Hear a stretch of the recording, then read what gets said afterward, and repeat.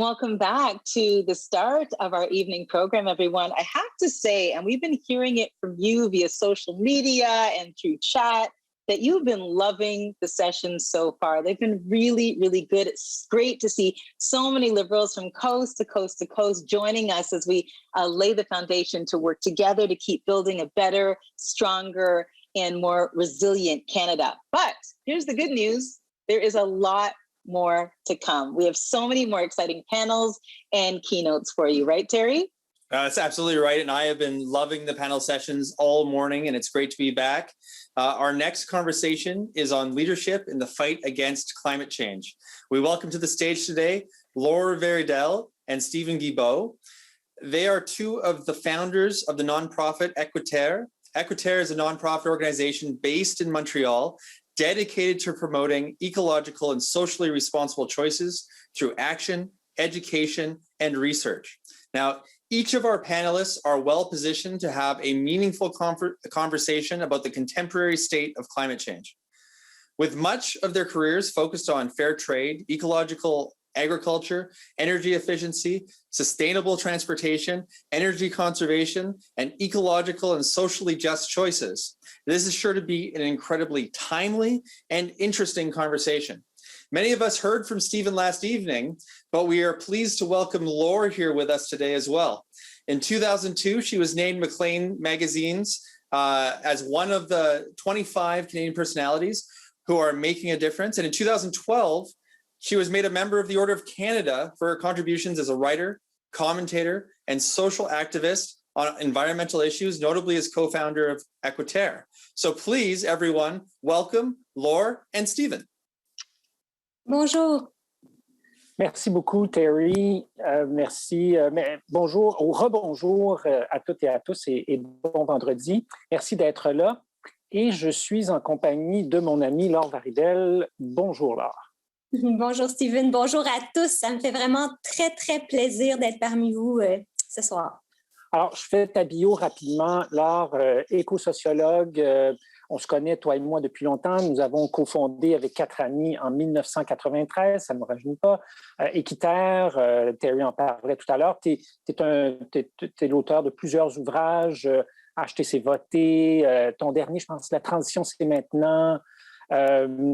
Conseillère spéciale dans un cabinet de recours collectif, très active dans les milieux académiques et les médias. Et tu es également, et tu vas nous en parler, je pense, dans quelques minutes, tu es également membre très actif du mouvement citoyen Mère au front. Alors, tu as généreusement accepté notre invitation pour venir discuter de la question de leadership et de l'urgence climatique. Et je te remercie infiniment de te prêter à cet exercice-là avec nous aujourd'hui. Alors, sans plus tarder, entrons dans le vif du sujet. Ça veut dire quoi, pour toi, Laure, l'urgence climatique? C'est un constat qui est de plus en plus terrifiant. Je pèse mes mots quand je le dis parce que quand j'ai commencé à m'intéresser au changement climatique un peu en même temps que toi, on nous parlait de ce qui s'en venait et finalement, ce qu'on constate maintenant, c'est que ce qu'on prédisait qui devait se passer peut-être dans 10 ans, dans 15 ans, dans 20 ans, se passe en fait déjà maintenant. Ce qui veut dire que la fenêtre des possibles pour renverser le cours de l'histoire, freiner les émissions, finalement, doit se faire de manière beaucoup plus rapide que ce à quoi on s'attendait, et notamment parce qu'on n'a pas agi plus tôt, alors que déjà en 88, on le sait, le Canada, comme d'autres États, créait le GIEC, donc reconnaissait que les changements climatiques constituaient une véritable menace pour la santé et la sécurité des populations. Donc, tout ça, c'est véritablement amplifié et se compte maintenant. Si on regarde juste une étude de Santé Canada qui vient d'être publiée, on parle de 15 300 décès liés à la pollution de l'air. Donc, c'est les mêmes émissions qui contribuent aussi au changement climatique. Et ça représente des coûts de 120 milliards de dollars en équivalent de 2015. Donc, c'est vraiment des enjeux, ça a des impacts qui sont colossaux. Et je dirais que cette urgence-là, avant, elle était, si on veut, au cœur... théorique. Oui, quelque chose d'abstrait. Puis l'image qu'on avait des changements climatiques, c'était l'ours polaire sur la banquise qui est touchante. Mais maintenant, ce qu'on voit dans le mouvement Mères au front et dans le mouvement For Our Kids, qui regroupe des parents et des mères d'un océan à l'autre, hein, juste Mères au front, c'est 5000 personnes au Québec, c'est 25 groupes. For Our Kids, c'est à peu près l'équivalent dans le reste du Canada. Donc, c'est des parents qui ne s'étaient jamais inquiétés avant des changements climatiques. Ce sont des gens qui n'étaient pas impliqués dans des organisations environnementales ou dans des groupes. C'est pas le portrait typique du militant ou de la militante, là. Pas du tout. Puis d'ailleurs, parmi eux, je pense à Kelly Martin, avec qui je fais des représentations, avec qui on rencontre des élus, parce que notre objectif, c'est vraiment de vous faire sentir l'urgence climatique et d'amener des politiques publiques qui soient en cohérence avec cette urgence-là et qui nous permettent donc de freiner le cours de l'histoire. Et Kelly, chaque fois que je l'entends, même si je suis sensible aux questions des changements climatiques, l'urgence, je l'entends dans sa voix et dans ce qu'elle me raconte. Elle est urgentologue à l'hôpital général pour enfants. Elle est aussi épidémiologiste. Elle voit des enfants malades tous les jours et elle témoigne de l'augmentation fulgurante du nombre d'enfants qui arrivent à l'urgence atteints de problèmes, notamment respiratoires, liés aux émissions d'énergie liées à la combustion fossile. Et à la chaleur aussi, accablante, l'été. Des épisodes de chaleur. Et c'est des problèmes qu'elle voit maintenant, qu'elle ne voyait pas il y a 10 ans. Que vous et moi, quand on était enfants et on jouait au ballon ou on courait dans la ruelle ou dans le champ, on risquait pas ces épisodes de surchauffe qui dans 50% des cas, peuvent tuer les enfants. Donc, ce qu'elle nous dit, ce qu'elle nous témoigne, c'est que les changements climatiques tuent déjà des enfants actuellement. Et ça, pour moi, là, c'est la sonnette d'alarme la plus puissante. Et c'est ce que tout le monde devrait voir et ce qui devrait résonner dans notre tête et dans notre cœur quand c'est question de changement climatique. Parce qu'il y a quelque chose qui est important pour tout le monde, qui transcende les partis politiques, les niveaux de revenus, d'éducation, les origines culturelles, religieuses et tout ça. C'est bien l'amour qu'on a pour nos enfants et le désir de les protéger. Et ce que ça veut dire aujourd'hui, en 2021, protéger nos enfants, ça veut dire réduire de manière drastique nos émissions de gaz à effet de serre. Et ça veut dire des décisions politiques courageuses qui ne sont pas nécessairement populaires. Parlons-en. Alors, j'aimerais maintenant, et on a à peu près 12 minutes, donc 4 minutes pour chacun des 3 prochains points, l'action gouvernementale et plus particulièrement de notre gouvernement. Et alors, je vais te poser 3 questions. Ce qu'on fait de bien en matière d'action climatique, ce qu'on fait de moins bien ou de mal. Et troisièmement, qu'est-ce que tu penses qui pourrait être amélioré ou qui pourrait être, dont on aurait besoin en matière, on en a parlé de façon un peu plus théorique, je dirais, là, mais si on essaie pour une fille de fermière comme toi, de ramener ça sur le plancher des vaches, ça ressemble à quoi un peu? Donc, premièrement, qu'est-ce que tu penses que notre gouvernement a bien fait en matière d'action climatique? Bien, d'abord, moi, je voudrais vous féliciter pour le prix sur le carbone parce que ça, c'est vraiment une mesure qui permet d'internaliser un peu des coûts. La pollution, on sait que les coûts de la pollution et des changements climatiques vont être beaucoup plus élevés que le prix actuel puis que même le prix prévu dans quelques années, mais c'est quand même déjà un début de quelque chose. Puis vous avez osé le faire courageusement en sachant qu'il allait y avoir des provinces qui allaient s'opposer. Vous avez tenu votre bout, vous êtes allé jusqu'à la Cour suprême. La Cour suprême a vraiment vie dans son jugement que les changements climatiques sont une menace existentielle à la vie que ça existe dans le monde entier. Oui. Ce que tout le monde ne reconnaît, hélas, pas encore. Mais... Non, oui, en effet, notamment dans certains partis politiques, mais dans la population, malheureusement, aussi. Et là, c'est pour ça qu'on a besoin de recadrer l'urgence climatique autour de quelque chose qui touche vraiment tout le monde. Et ça, je pense que la santé de nos enfants et leur avenir en est un bon exemple. Donc, la tarification carbone, pour moi, c'est vraiment chapeau. Et je pense que l'apprentissage qui s'est fait à travers ce long processus-là nous montre que ça prend du du temps avant de pouvoir implémenter quelque chose. Donc, de là, l'importance de commencer rapidement et de se donner des objectifs qui sont quand même relativement rapprochés.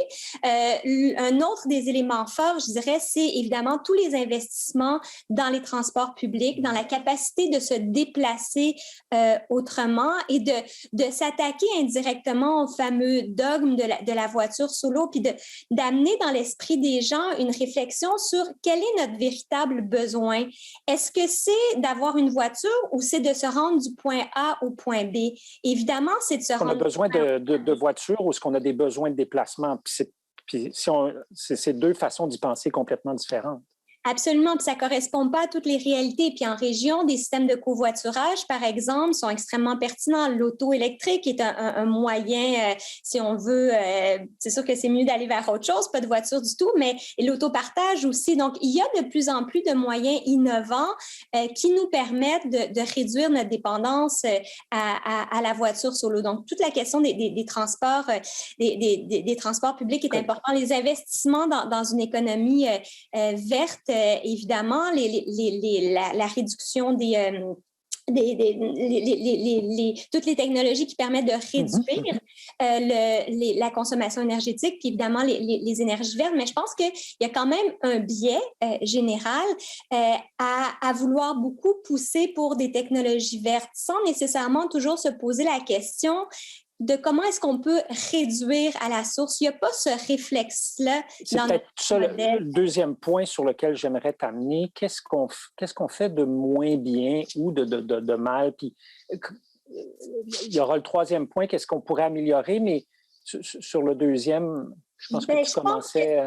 Oui, je pense que c'est la cohérence, Steven, parce qu'on ne peut pas, d'une part, parler d'urgence climatique et dire qu'on veut s'engager dans l'accord de Paris, s'engager dans des processus internationaux, et d'autre part, acheter un pipeline qui, d'ailleurs, risque de coûter plus de 12 milliards de dollars à la population, selon une dernière étude de l'Université Fraser. Donc, même d'un point de vue strictement économique, on voit que ce n'est pas nécessairement un bon choix, mais d'un point de vue environnemental et changement climatique, on doit prendre des décisions qui nous éloignent des énergies fossiles. On doit se libérer de notre dépendance aux énergies fossiles de la même manière qu'un toxicomane doit se libérer de ce dont il est dépendant, même si on sait qu'en ce moment, ça répond à des besoins essentiels.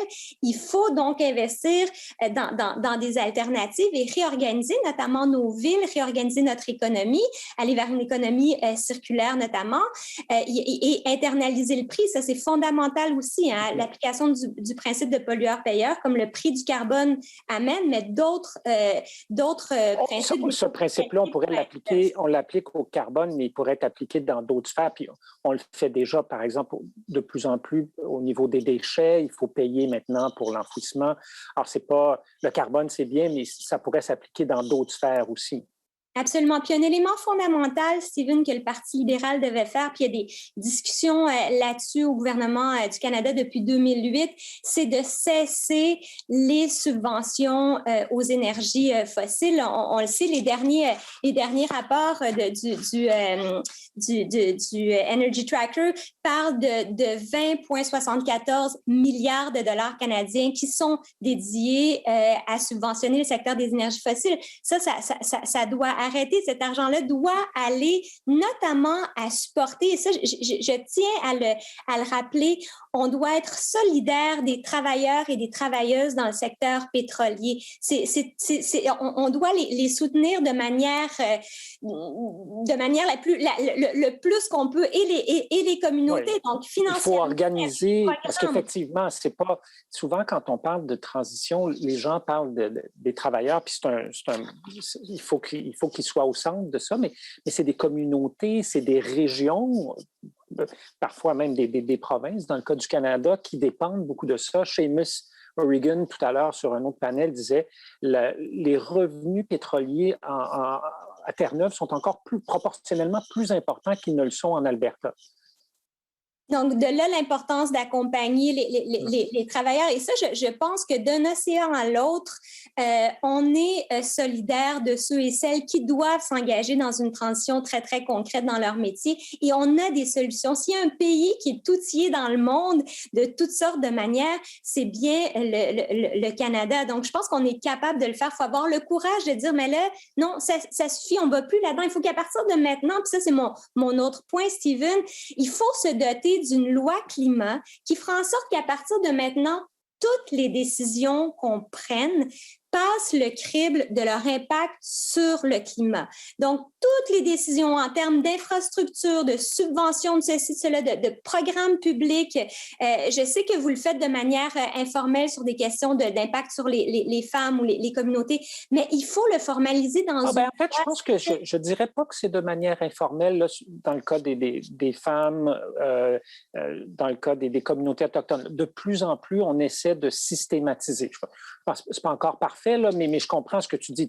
Ce que tu dis, c'est que vous le faites déjà pour certaines choses. Il faudrait le faire aussi pour les changements climatiques.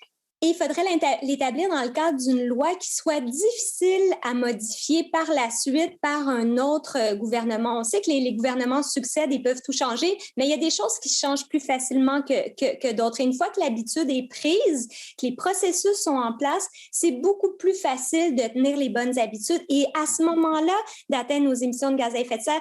Et si vous pouviez mettre, if you could put the slide I want to show you, just a few seconds, because une image vaut 1000 mots, comme vous pouvez le voir sur l'image qu'il y a ici, parce que ça explique pourquoi on a besoin d'une loi climat forte. On voit que le Canada s'est engagé à plusieurs reprises dans différents accords internationaux. Il s'est doté de cibles. On le voit avec les petits points dessous. Et la courbe de nos émissions, et ça, c'est un graphique qui vient du Bureau du vérificateur général du Canada. Le graphique, on voit que malgré les engagements, les émissions ont continué à augmenter. Ils ont baissé un petit peu pendant la crise de 2008, mais après ça, ça a repris. Et ce qu'on voit, la ligne bleue, c'est ce vers quoi on est en train de s'en aller maintenant avec les émissions. On n'est pas sur la ligne qui descend encore parce que nos émissions ont continué d'augmenter. Mais ça, évidemment... C'est la première fois dans l'histoire du pays que nous avons des objectifs et un plan d'action et des mesures, à la fois des mesures réglementaires. Tu parlais du prix sur le carbone tout à l'heure. L'étude que tu citais de Energy Policy Tracker nous montre que pour la première fois dans l'histoire du pays, nous investissons plus au Canada dans ce qu'on peut appeler l'économie verte, ce qu'eux appellent l'économie verte, que dans les fossiles. Et proportionnellement, on investit plus au Canada dans l'économie verte que les États-Unis, la Corée du Sud et même la Norvège, ce qui m'a surpris, moi, dans le cas de la Norvège, parce que je pensais qu'ils investissaient beaucoup plus que nous en énergie verte. Mais tu as raison, nous investissons encore dans les énergies fossiles et il y a là une incohérence et le premier ministre l'a dit, il va falloir éliminer ces subventions-là. Et ça, je suis tout à fait d'accord avec toi. Pas juste des subventions, c'est un ensemble de décisions qui font en sorte qu'on est encore là, qu'on permet. Donc, c'est pour ça que quand on parle d'une loi climat forte, ça doit être une loi qui fasse en sorte qu'il y a des choses qu'on arrête de faire tout simplement, qui deviennent inacceptable considérant l'urgence climatique. Puis juste vous dire avant qu'on enlève le graphique, ce qu'on constate aussi en regardant un graphique comme ça, c'est que plus on continue sur la ligne bleue qui est la tendance actuelle, plus ça devient presque impossible d'atteindre les objectifs de l'accord de Paris plus bas. Donc, on se rend la vie de plus en plus difficile plus on attend. Puis on peut imaginer si on avait commencé il y a longtemps, mais bon, on ne peut pas changer le passé, mais chose certaine, on peut changer l'avenir et c'est vraiment les décisions qu'on prend aujourd'hui qui vont être déterminantes pour l'avenir du Canada et comment le Canada va inspirer d'autres pays aussi. You can take out the slide. Thank you very much. Donc, tu es tout à fait d'accord avec le principe d'une loi climat. T'aimerais, si je t'entends bien, tu aimerais qu'elle aille plus loin que ce qui est prévu présentement dans le cadre du projet de loi que mon collègue, le ministre Wilkinson, a déposé. Absolument, puis qu'elle soit déposée rapidement, parce que là... Elle est déposée, mais... Je veux dire que le projet est déposé, mais je veux dire, elle doit franchir des nouvelles étapes pour qu'on réussisse à... Si c'est vraiment une urgence... Qu'il soit adopté au Parlement, oui. Oui, puis avec les modifications, parce qu'il est là actuellement est insuffisant. Il faut quelque chose de beaucoup plus contraignant avec des cibles, un agenda aussi qui devance 2030. Mais bon, je ne vais pas rentrer dans les technicalités. Il y a un comité qui travaille là-dessus. Il y a plein de propositions qui ont été faites par des groupes environnementaux, des juristes et autres. Mais ce qui est sûr, c'est qu'il faut se donner les moyens d'atteindre nos cibles. Je peux te dire que nous, c'est l'un de nos projets de loi prioritaires. Bon, évidemment, en tant que gouvernement minoritaire, on ne contrôle pas tous les leviers au Parlement et on a vu que certains partis, je ne veux pas faire de politique avec toi ce soir, mais ont délibérément empêché ou ralenti l'adoption. Moi, je l'ai vécu avec mon projet de loi sur la radiodiffusion, mais je t'entends bien, c'est pour toi, puis je pense pour le collectif que tu représentes aujourd'hui, ce projet de loi-là, il est prioritaire et il doit être adopté. Absolument, de manière urgente. Et après, les mesures doivent entrer en vigueur de manière urgente aussi. Et là, je pense qu'on va un peu inverser les rôles. Oui, c'est ça. L'idée, ça serait que moi aussi, je puisse te poser des questions qui sont peut-être un petit peu liées à certains éléments que j'ai amenés tout à l'heure, mais j'aimerais que tu m'expliques comment ça se fait que, par exemple, ce sur quoi on s'entend si bien, comme la nécessité de cesser de subventionner le secteur des énergies fossiles, comment ça se fait qu'on n'y est pas encore arrivé? C'est une excellente question. Je suis un politicien encore nouveau et j'apprends encore sur mon métier. Et même si je suis quelqu'un qui a fait beaucoup de militantisme et de lobbying, je me décrivais moi-même comme un lobbyiste écologiste dans mon ancienne vie, j'apprends encore à connaître les rouages de l'appareil gouvernemental. Et tout système, plus un système est complexe, plus il est gros, plus il y a une inertie dans ce système-là. Et je pense qu'on est vraiment face à... Il y a un consensus, puis on le voit, le président Biden en a parlé, il veut lui aussi les éliminer, tout comme le président Obama avant lui en avait parlé. Mais ce qu'on se rend compte, c'est que nos systèmes... Bon, je pense qu'il y a des enjeux, on en a parlé un petit peu tout à l'heure, les secteurs qui vont être beaucoup impactés par ça. Comment est-ce qu'on fait pour accompagner ces secteurs-là? Et de façon intéressante, je pense que la pandémie nous a peut-être donné, nous a peut-être forcé la main, comme par exemple quand là, il fallait rapidement intervenir en Alberta pour aider des gens qui avaient perdu leur emploi, le prix était bas, la pandémie qui frappe. Rapidement, on déploie 1,5 milliard pour mettre des gens au travail. Pas de l'argent qui va dans les poches des entreprises. Bon, évidemment, ces gens-là travaillent pour des entreprises. C'est pas ces travailleurs du pétrole-là qu'on a mis au travail pour s'attaquer à un problème important qui est celui des puits de pétrole abandonnés. Ils travaillent pour des entreprises, ils ne travaillent pas pour le fédéral, mais c'est de l'argent qu'on a donné pour mettre des gens au travail. Et je pense que c'est peut-être avec des idées comme ça et des initiatives comme ça qu'on réussit à rendre ce concept-là de transition qui peut être un peu théorique beaucoup plus concret. Là, je pense qu'il y a des gens en Alberta qui se sont dit « Ah, OK, ça pourrait ressembler à ça. » Puis bon, des puits orphelins, il y en a beaucoup à décontaminer en Alberta, mais on a plein de mines. J'ai entendu beaucoup de Québécois dire « Ah, on sait bien les Albertains », mais au Québec, on a des mines qui ont été abandonnées puis qui sont des désastres environnementaux tout aussi catastrophiques que les puits de pétrole orphelin. Je pense qu'on n'a pas de leçon à donner à nos amis albertains là-dessus.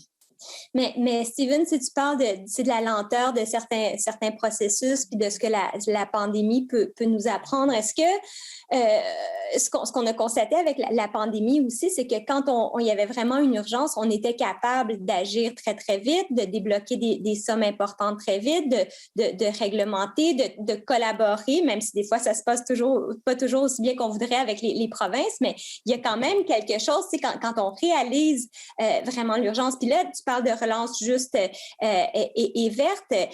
quand il y a des moments comme ça, charnières, où il y a des chocs puis des crises, c'est des occasions de se remettre en question aussi, puis de pouvoir revenir même sur des mauvaises décisions qui ont peut-être été prises avant parce que le contexte, il change. Fait que dans ce contexte-là, pourquoi est-ce que, par exemple, le gouvernement libéral reviendrait pas sur le projet Trans Mountain puis à dire, bien, cet argent-là, on va justement le prendre pour une transition juste et verte et on va accompagner directement les travailleurs, les travailleuses, les communautés du secteur du pétrole qui souffrent en ce moment. Pourquoi est-ce que vous ne faites pas ça?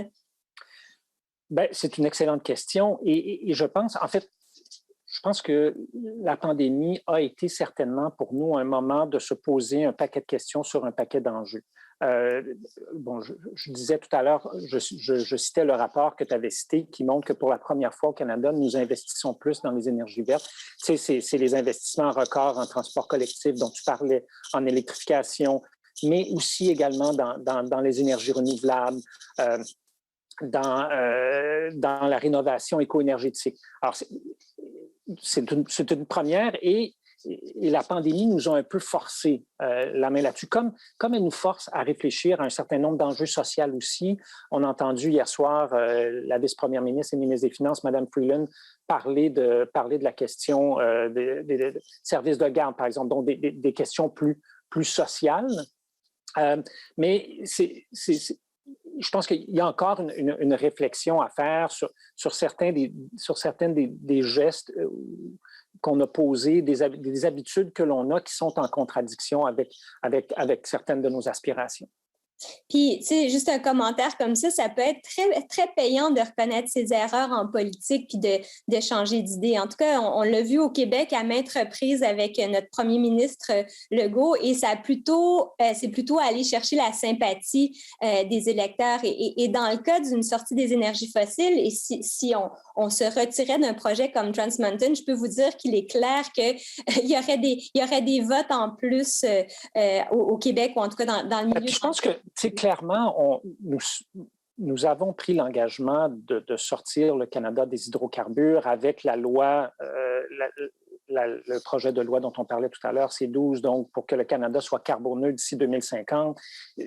C'est un engagement. Maintenant, je pense que tu as raison, il faut incarner ça. Il faut avoir un plan de match. Puis on a, avec le plan qui a été présenté en décembre, on a beaucoup des morceaux de ce plan de match-là. Il en manque encore peut-être quelques-uns.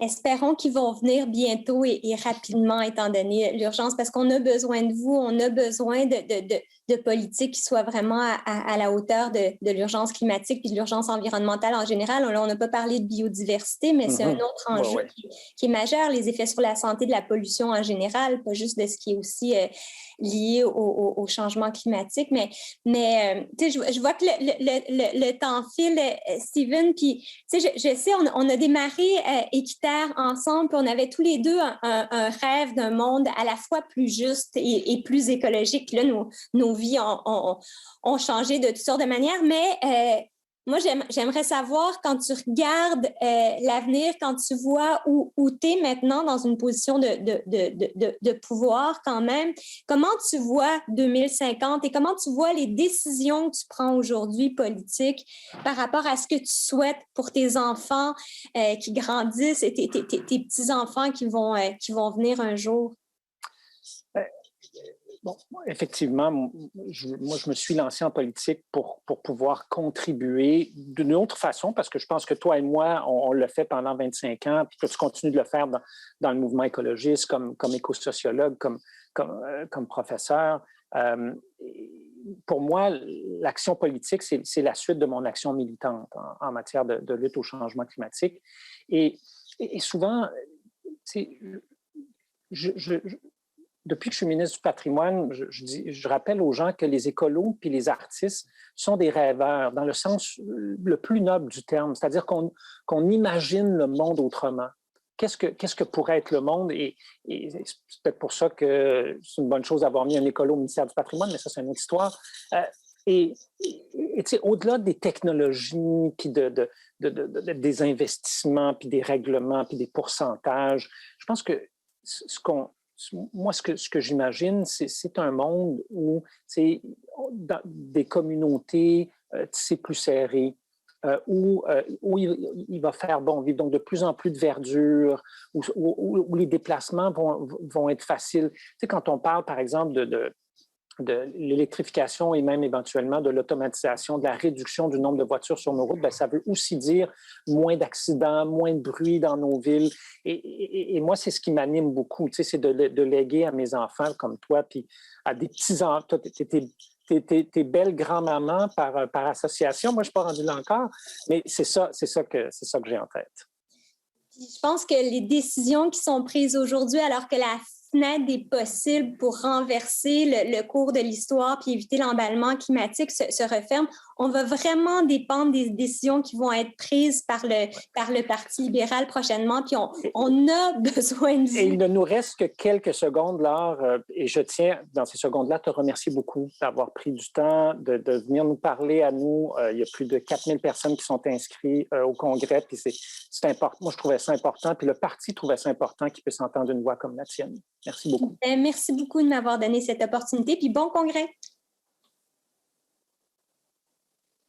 Thank you so very much, Laura and Stephen. Merci beaucoup. That was excellent. And this is an urgent conversation to be having, and one, frankly, that I am very proud of that we are having as a party when we look at the work that is being done by all of us.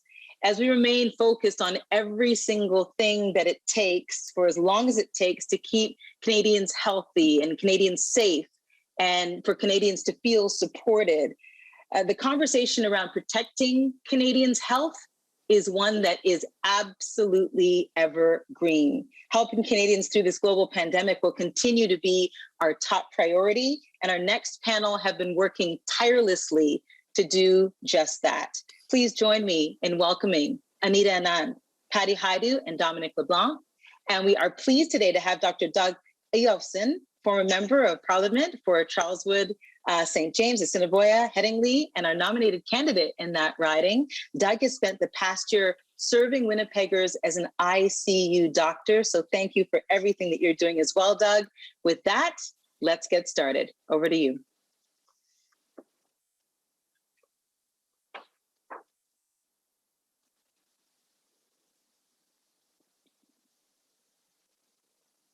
I think you're muted. I'm sorry. Am I unmuted now? Yes. Okay, thank you. Sorry about that. Thanks a lot, Marcy. So hi, everyone. Welcome to today's session on protecting Canada's healthcare system. So as Canadians, we're justifiably proud of our universal healthcare system. I've practiced medicine in Canada for over 25 years, and I'm very happy to say that that when I give a patient a diagnosis of a serious illness, I've never once been asked, how much is this going to cost me? So now we're in a historic time for our healthcare system. This COVID pandemic has placed unprecedented challenges for everyone involved in healthcare and for Canadians in general. So to discuss this, how we can protect our healthcare system, we have with us Patty Haidu, Minister of Health, Anita Anand, Minister of Public Services and Procurement, and Dominic LeBlanc, President of the Queen's Privy Council and Minister of Intergovernmental Affairs. So, ministers, thank you so much for all of your hard work during this difficult time, and thanks for joining us. So I know everyone's anxious to get going, so we'll go right to questions from our audience.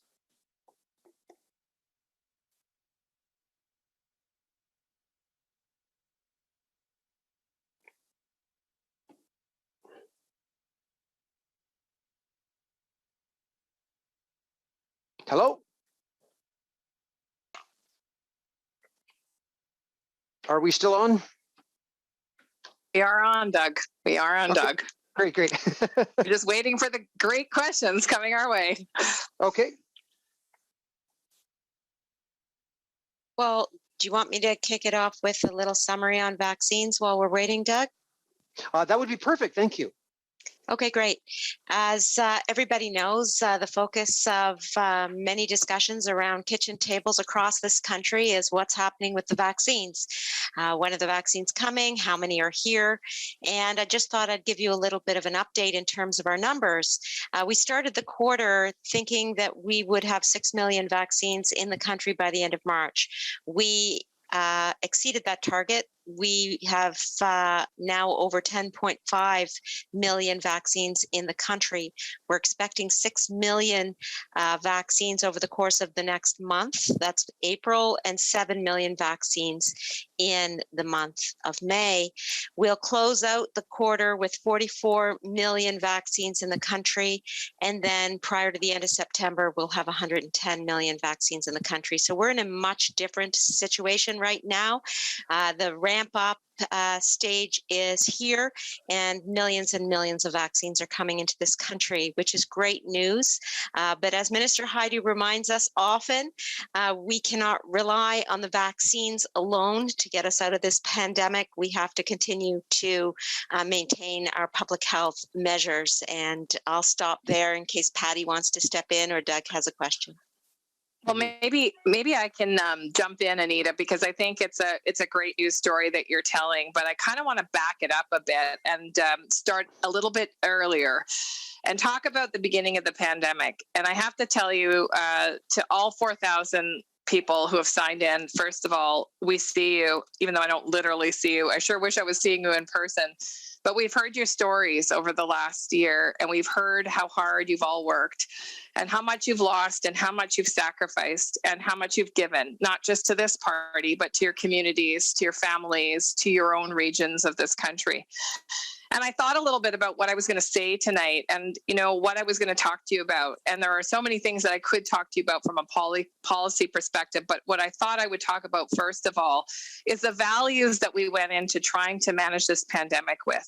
And I will be eternally grateful that our country had a Liberal government, not just because I'm a Liberal, but because Liberals believe that you cannot put a price on a human life. Liberals believe that you cannot put a price on people's dreams, on people's futures, and that in fact, we have to invest not just in everybody, the middle class, but in fact, in those people who are most vulnerable in our communities. And that's what we had been doing for the 5 years prior to the pandemic, is making those investments so everybody had a fair chance to succeed. And then the pandemic came and took us all by surprise. But it was those underpinnings of values that set the tone for what we did as a government. And you should all be so proud, because you're all donors, you're all supporters, you're all campaigners that elected a Liberal government at, I think, a crucial time of our country's history. In fact, we know that the Conservatives do have a price that they can put on lives. They do have a price that they believe we should be spending, and no more than that. We heard many members of the Conservative Party over the last year and a half talk about how they wouldn't support measures that would save someone's dream, their business, their family, their loved one. And I just want to start there. I want to start with the acknowledgement that you can't do great things unless you underpin it with core values. And we decided early on we were going to go to the wall to save lives, to save our economy, to save people's businesses, and we would do whatever it takes. And I think that's a really important place to start. All right, thank you. Now, one of the challenges that we've had regarding particularly public health measures is, of course, many of the issues are provincial responsibility, provincial and territorial responsibility. So we have 13 different governments that we're trying to get on board. So, Minister LeBlanc, could you maybe give us a few words on the challenges that you've had working, in your post in intergovernmental affairs in trying to get all the provinces on the same page as to what needs to be done on the provincial front? Well, Doug, thank you. Thank you for the question. And more importantly, thank you for joining us. I'm very happy to see you again. You and I had the chance to serve in the caucus together. I remember your reports from the Western and Northern Caucus every week. You spoke proudly for a key part of our country, a critical region of our country. So I'm glad to see you again. And I also want to acknowledge your service, Doug, on the front lines of the pandemic. As was said, as Marcy mentioned, you have returned to your profession as a frontline healthcare worker, and your insights and your service, and that of thousands and hundreds of thousands of men and women across the country like you who look after vulnerable people at a difficult time in their lives, I think deserve our recognition and our support. And I just wanted to add my voice to Patty and Anita in saluting what you do, Doug, and what so many people like you do. The question around working with provinces and territories is a very good one. You work yourself in a healthcare system in the province of Manitoba. And you're right, there are 13 jurisdictions across the country, and the Government of Canada being the 14th jurisdiction that have responsibilities for populations with respect to healthcare. And I watch Patty Haidu, our colleague at the COVID Cabinet Committee, which I chair every week.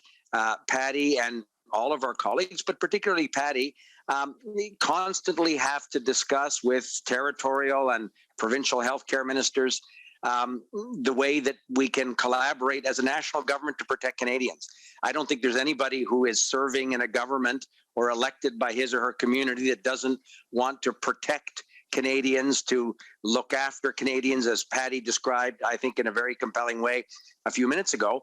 But the reality that we've all had to face is the delivery of healthcare services under our Constitution is, as you said, Doug, properly a provincial jurisdiction. But the Government of Canada has a role of leadership in that context as well. And I think Patty's done a terrific job. The Prime Minister has done a terrific job with First Ministers. We've had 29 First Ministers meetings since the beginning of the pandemic. Prime Minister had the last one 2 nights ago. All of the premiers and the Prime Minister participated in a discussion of what we can do to support one another. And he says over and over again, as Patty does and all our colleagues do, what can the Government of Canada do to better support provinces and territories as we all want to support Canadians? So whether it's procuring PPE, vaccines, having surge capacity to help areas of the country that are facing significant healthcare challenges. For example, Ontario is in the middle of a very difficult third wave, as we all know. Mm-hmm. There are field hospitals, field medical facilities. The Government of Canada is setting up in Ontario this evening. They're being set up right now. So right across the country, Dr. Tam, her provincial and territorial counterparts are able to share scientific information, but also step up in terms of leading the country in respecting the scientific advice, the advice of healthcare professionals, public health authorities, and doing what we need to do to look after one another. So the Government of Canada, Doug, as Patty said, decided at the beginning to step up in an unconditional way to support Canadians, economically support them with the necessary supports in terms of healthcare capacity that we can supplement or fill gaps that provinces and territories have. And we'll continue to do that for as long as Canadians need our support. But the reality is Canadians expect governments to work together at such a critical time, and that's what we've tried to do. Mm-hmm. Thank you for that. Yeah, and I've been watching the news unfold from all the different provinces, and I can understand that it might be frustrating from the federal government point of view, because we've seen some governments, provincial governments, that have been very intransigent in things like lockdowns and this sort of thing, and they have different priorities or will not listen to the experts on this. So yeah, I appreciate that you've got a big and frustrating task on this. So let's get back to vaccines. Minister Haidu, there's been some questions brought up about the whole process. The general public doesn't understand, how does this happen, that, how does Canada approve a vaccine and then get the arrangement so that it comes to Canada? How can this, can we give a quick sort of, vaccines 101 for our listeners as to how we get them approved? Well, first of all, thank you very much, Doug. And I, too, want to thank you for working on the front lines and the sacrifices, no doubt, that's meant to you and your family. And we are so grateful to people serving like you across the country and know that you are with people in excruciating circumstances. So I just want to thank you very much. Let's talk about the Health Canada regulators and the freedom from political interference, because it's a political point that I think we had to make. this year. You know, I'll bring you back to rapid testing, actually. You might have remembered a very vocal debate in the House of Commons about why it is that we weren't approving rapid tests faster. Do you remember that debate? Some of you will. And in fact, at one point, a member of the official opposition got up and actually asked the Prime Minister why he would not approve a particular rapid test. It was a real indicator about the opposition's perspective of respect for science and regulators. It was a real clue, actually, about what kinds of dangers Canadians might have been in if we'd had an opposition party that was willing to interfere with regulators. Now, fast forward to the approval of vaccines. This is why it's important that politicians don't get to mess around with regulators, because they really are independent and they have a big job to do. And science, you know, Doug, it's hard. And sometimes it takes time. Sometimes we don't have the answers all at once. And sometimes they want to check and double check the data. And that's exactly what we can count on Health Canada regulators to do. So here's what we've done to speed things up. We approved earlier on that we would be able to approve things using something called a rolling regulatory approval. Typically, when a vaccine is developed, people have to submit, the manufacturer has to submit the entire data set for the entire 3 stages of clinical trials. And not until they're complete, all those stages of clinical trials, does Health Canada take a look. And usually it can take up to a year to approve. Well, we moved things up so that pharmaceutical companies could submit data as they were collecting it. And we assigned and doubled the number of regulators available to be able to review that data. And they literally worked 24 hours a day, 7 days a week. And we had teams assigned to each vaccine. So the regulators have worked incredibly hard, but never compromised on science. And by the way, not once have I called them to say, you need to move faster, you need to approve X, Y, Z. Why does that matter? Because we want scientists to be determining whether or not a product is safe, whether it's a test, whether it's a vaccine, whether it's a medication. We need the independence. And I'll end here, Doug.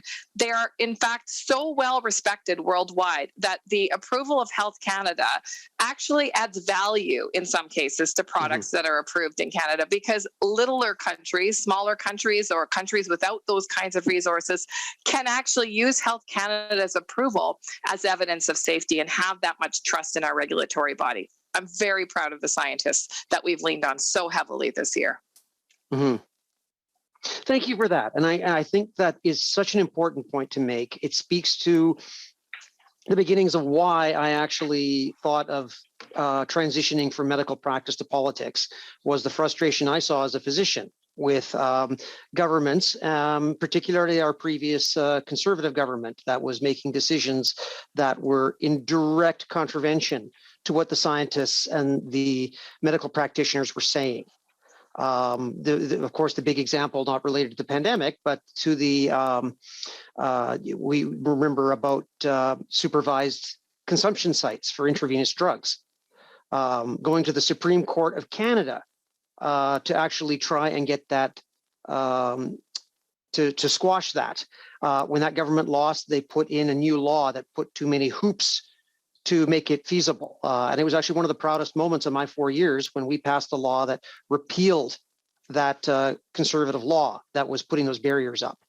Because I believe that our government saved lives by removing those barriers to what the scientists were telling us needed to be done for vulnerable Canadians. So thank you for your work on that. And thank you for also agreeing that, the politicians, should not be telling the scientists what to do. So that's been our guiding principle from the beginning, Doug, is that scientists have to have the independence, and that we have to follow the science and the research, and that it is actually got to be the baseline of how we respond to the pandemic, is making sure that we follow the science and the research, and we support our research community. And Doug, perhaps if I can, one of the things when Mr. Harper was first elected Prime Minister, as many of us will remember, he muzzled the scientists. He wouldn't let the Government of Canada scientists speak freely about their work to the public and the media. People, I think, want to hear from these global experts, as Patty said. I remember one night when Mr. Harper's first term, I think, where he was trying to fire the nuclear safety regulator. and bully by legislation some changes around a nuclear, around medical isotopes, actually from Chalk River.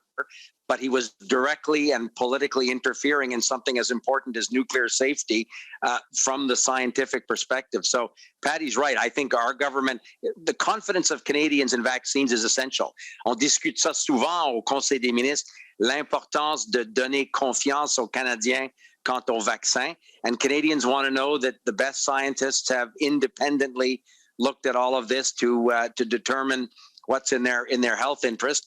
And that's something that the Prime Minister has said publicly, and our government continues to say. And Patty's done a great job in safeguarding and promoting exactly that. Thank you. And it's been kind of a running joke that, and it gets less and less funny every day when they say that, every disaster movie starts with a bunch of politicians that aren't listening to the scientists. So we do this at our peril. So Minister Anand, questions have come up regarding COVAX, and I think there's been a lot of misinformation about Canada's role in that and accessing vaccines from it. And it's been, I've had to deal with questions like that with people I bump into on the street who know that I'm, going for public office again. And I know the answers on that, but I was wondering if you could, clear the air as to what exactly Canada's role in COVAX is, and how we've accessed vaccines from that. Oui, bien sûr, et merci beaucoup, Doug, et tout le monde pour les questions à ce sujet de COVAX. Let's be clear, we have procured up to 400 million vaccines for Canadians, but we have not lost sight of the importance of our commitment to the developing world. And part of that commitment meant that we wanted to sign up to be part of the COVAX facility. That involved two parts. The first was to contribute to the facility for developing countries. And we contributed $220 million to that part of the COVAX facility to make sure that we were supporting as a government the transition and transference of vaccine to developing countries. At the same time, we also signed up for the other part of COVAX, which was, again, a $220 million commitment that assisted in subsidizing the manufacturing of vaccine to be sent to the developing world. And at the same time, Canada could take a very limited number of vaccines and bring those vaccines to our country. The overall goal, of course, is to ensure that we are supporting the COVAX facility, to make sure that we're supporting the pooled procurement mechanism known as COVAX. Our Minister of International Development, Karina Gould, plays a leadership role in the governance of this organization. And as the Prime Minister has said a number of times, we are not safe unless everyone is safe. And so we will share excess doses that we have as a country with the developing world. And so it's really important to remember that we are sharing doses by being part of the COVAX facility, and we will continue to do our part on the multilateral global stage. Thank you for that, and that's great to hear that explanation. It's been frustrating to hear this from particularly from our potential progressive allies who've completely misunderstood what was done, and that you'll hear them say, "Oh, yeah, we're stealing from developing countries," and like we know that's not the case, Doug, and it is framed in such misleading ways from many of our opponents that it gives people the wrong message. I couldn't agree with you more. And one of the most frustrating things for me as a minister and member of parliament is the amount of disinformation that is coming from the opposition parties with regards to vaccines and our procurements of vaccines. For example, they continue to say that we were banking on one vaccine alone from China. That is completely false. We have a diversified portfolio of vaccines, 7 vaccine contracts, and we have had that portfolio in place since the very beginning. One of the first countries to sign with Moderna and Pfizer, and the first country to sign with AstraZeneca in terms of a country not having domestic capacity for vaccines. That's just one example. There are many other examples. You cited the COVAX example. The Conservatives accused us of not buying enough deep freezes and refrigerators, when in reality, we have procured hundreds and hundreds of freezers, 700 to be exact. And we will continue supplying the provinces and territories with the supplies they need, as well as the vaccines. And did I mention 2.7 billion items of PPE procured as well? So we are comprehensive in our approach to supporting les provinces, les territoires avec les fournisseurs et les produits pour la pandémie. Ça, c'est notre responsabilité. Merci.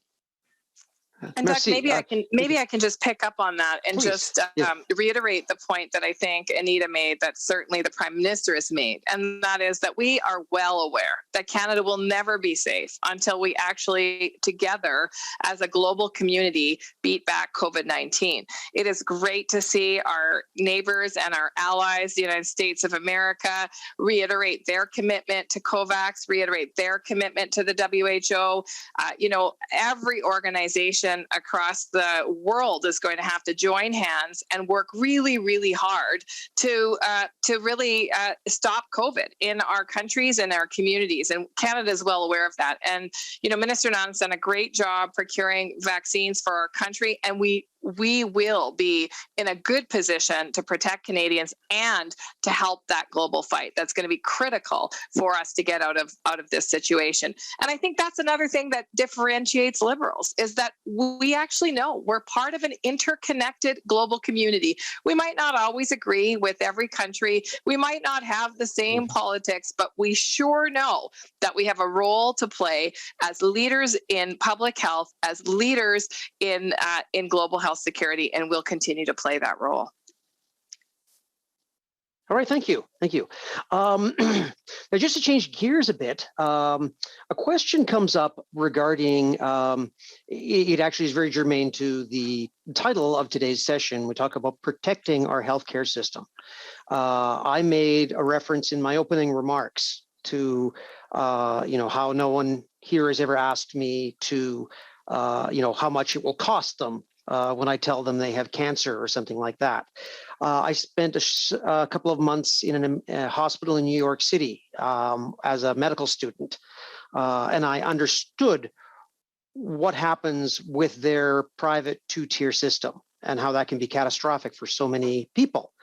We've noticed, certainly throughout the time I was in government and even beforehand, there were some court challenges coming up, some provincial practices, that there seems to be in some provinces a creeping push to privatization that we know is really not in the spirit of the Canada Health Act.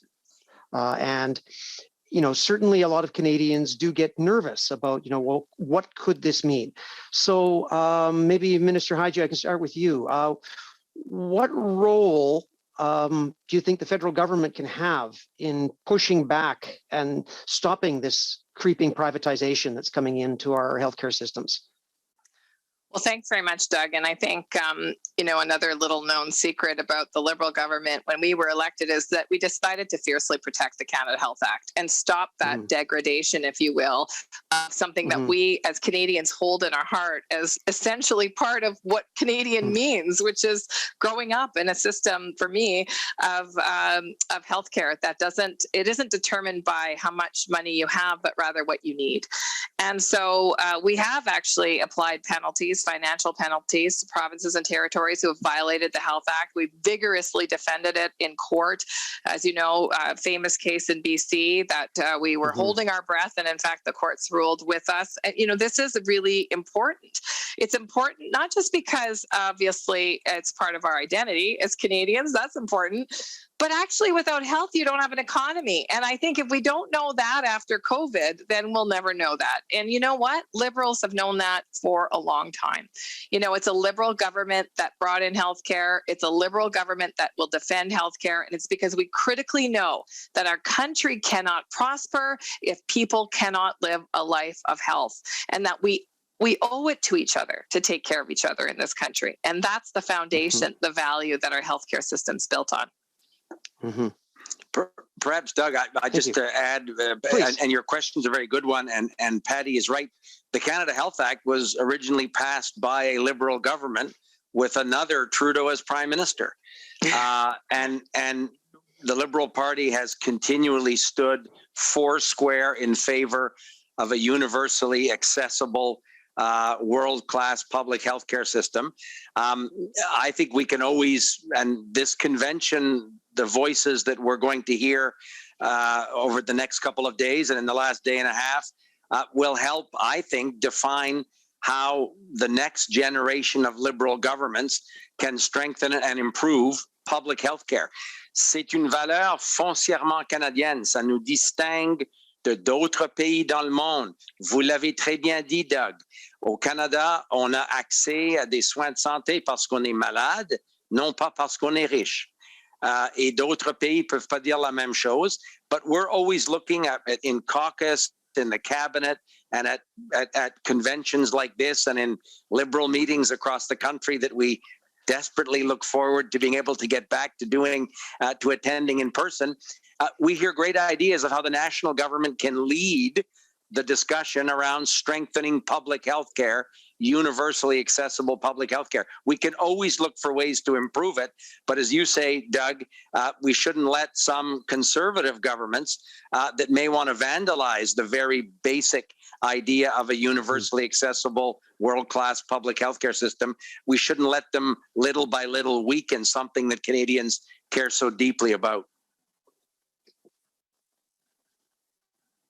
And I might just jump in. That's right. Thank you for that. And please. Well, I was just going to say that to bring it back to the pandemic, our recognition of the importance of the public health care system was really manifested in the massive procurements of PPE that we undertook for frontline healthcare workers via the Public Health Agency of Canada. So in procurement, we set about immediately purchasing large quantities of N95s, gowns, gloves, surgical masks, hand sanitizer, and that was massive procurements like it's never been done before. 2.7 billion items of PPE, 1.5 of which have been delivered already. And that PPE went out to the provinces and the territories. At the same time, we were building made in Canada goods, and we now have N95 masks being produced in this country, 100 million by Medicom in Quebec. 1 million just came off the line of the new 3M plant facility in Brockville to produce N95s. And so 40% of our PPE contracts by dollar value are with Canadian manufacturers. And that's part of the good news story of this pandemic, of procurement in this pandemic. Maintenant, nous avons les fournisseurs ici au Canada qui peuvent produire le EPI ici au Canada pour tous les Canadiens. Canadiennes, ça c'est remarquable. And I think what Anita's point, really, your point really reminds me of is that we had to move quickly and break things at the beginning. It's not easy to procure things for provinces and territories when we don't really have great systems of knowing who has what, and old systems of, a province putting it in order. We had to blow those systems up, basically, and we had to act. We had to act quickly on behalf behalf of Canadians, regardless of province and territories, what they needed or didn't know what they needed. We just had to put those orders in. And, I remember those early days trying to, really get the system agile. And it's not easy because bureaucracies are big and they have processes and procedures. And I have to thank, all of my colleagues, because we all worked hard to basically give the confidence to the public service to move fast and break things. Think about Minister Qualtrough and the work that she did on the CERB, and was so criticized by the opposition. Don't forget that criticism, that constant criticism. Somebody might have gotten CERB who didn't deserve it. You know what? We knew that would happen. We knew that some people might get something that they didn't quote unquote deserve, although one could argue that if you worked 500 hours in a year, you deserve CERB. Those were the rules. Nonetheless, that wasn't our priority. Our priority wasn't precision. It was to save lives. It was to save Canadians' financial security. It was to make sure that healthcare workers had what they needed so they could stay safe. It was to make sure we had what we needed. And I'm proud of a team that broke those rules and moved fast and, really, really empowered our civil service to do, I think, astronomical things over the last year. All right, thank you for that. And I think a lot of Canadians are grateful for this work that's been done. Another issue that comes up a lot, and this is where people will say, knowing me the way they do, they're going to say, "What took me so long to get around to this?" I feel like I know where you're going. Yeah, I think you do. Yes. Does it start with a P, Doug? Does it start with a P? Gee, how did you know? Exactly. And as everyone knows, it was the issue of national pharmacare was where I spent the bulk of my time working on and rallying for. We health committee spent 2 years working on that committee and understanding, why we needed it and how it could work and the tremendous cost of not having it. People don't understand that when people can't afford their medication and get sick and come into hospital, that generates about $5 billion a year in medical costs to the healthcare system. When a diabetic isn't able to take their insulin regularly and their kidneys fail and they end up on dialysis, dialysis costs $70,000 per patient per year. These kinds of numbers are thrown around when people say we can't afford it. That's my answer to people who say we can't afford it. We really can't afford not to. So I guess I'll start with Minister Joignez-vous. What are the steps that we've taken so far in instituting national pharmacare? Well, thank you, Doug. And let me just back up and say, when people say we can't afford it, we can't afford to invest in Canadians, whatever topic we're talking about, I want to ask, what's the cost of doing nothing? And you just did a great rant on what the cost of doing nothing is. And, on a personal level, I learned that early on in my career. I shouldn't say early on in my career, mid-career. I was running a homeless shelter. We had some benefits, not a lot. And I had a fellow that came to me one day and he said, I need a $40 payday advance. And I didn't really like payday advances because we all know it's hard to catch up, And so I said, listen, if you don't mind telling me what it is you need the $40 for, maybe we can help as an organization. And you know what he needed?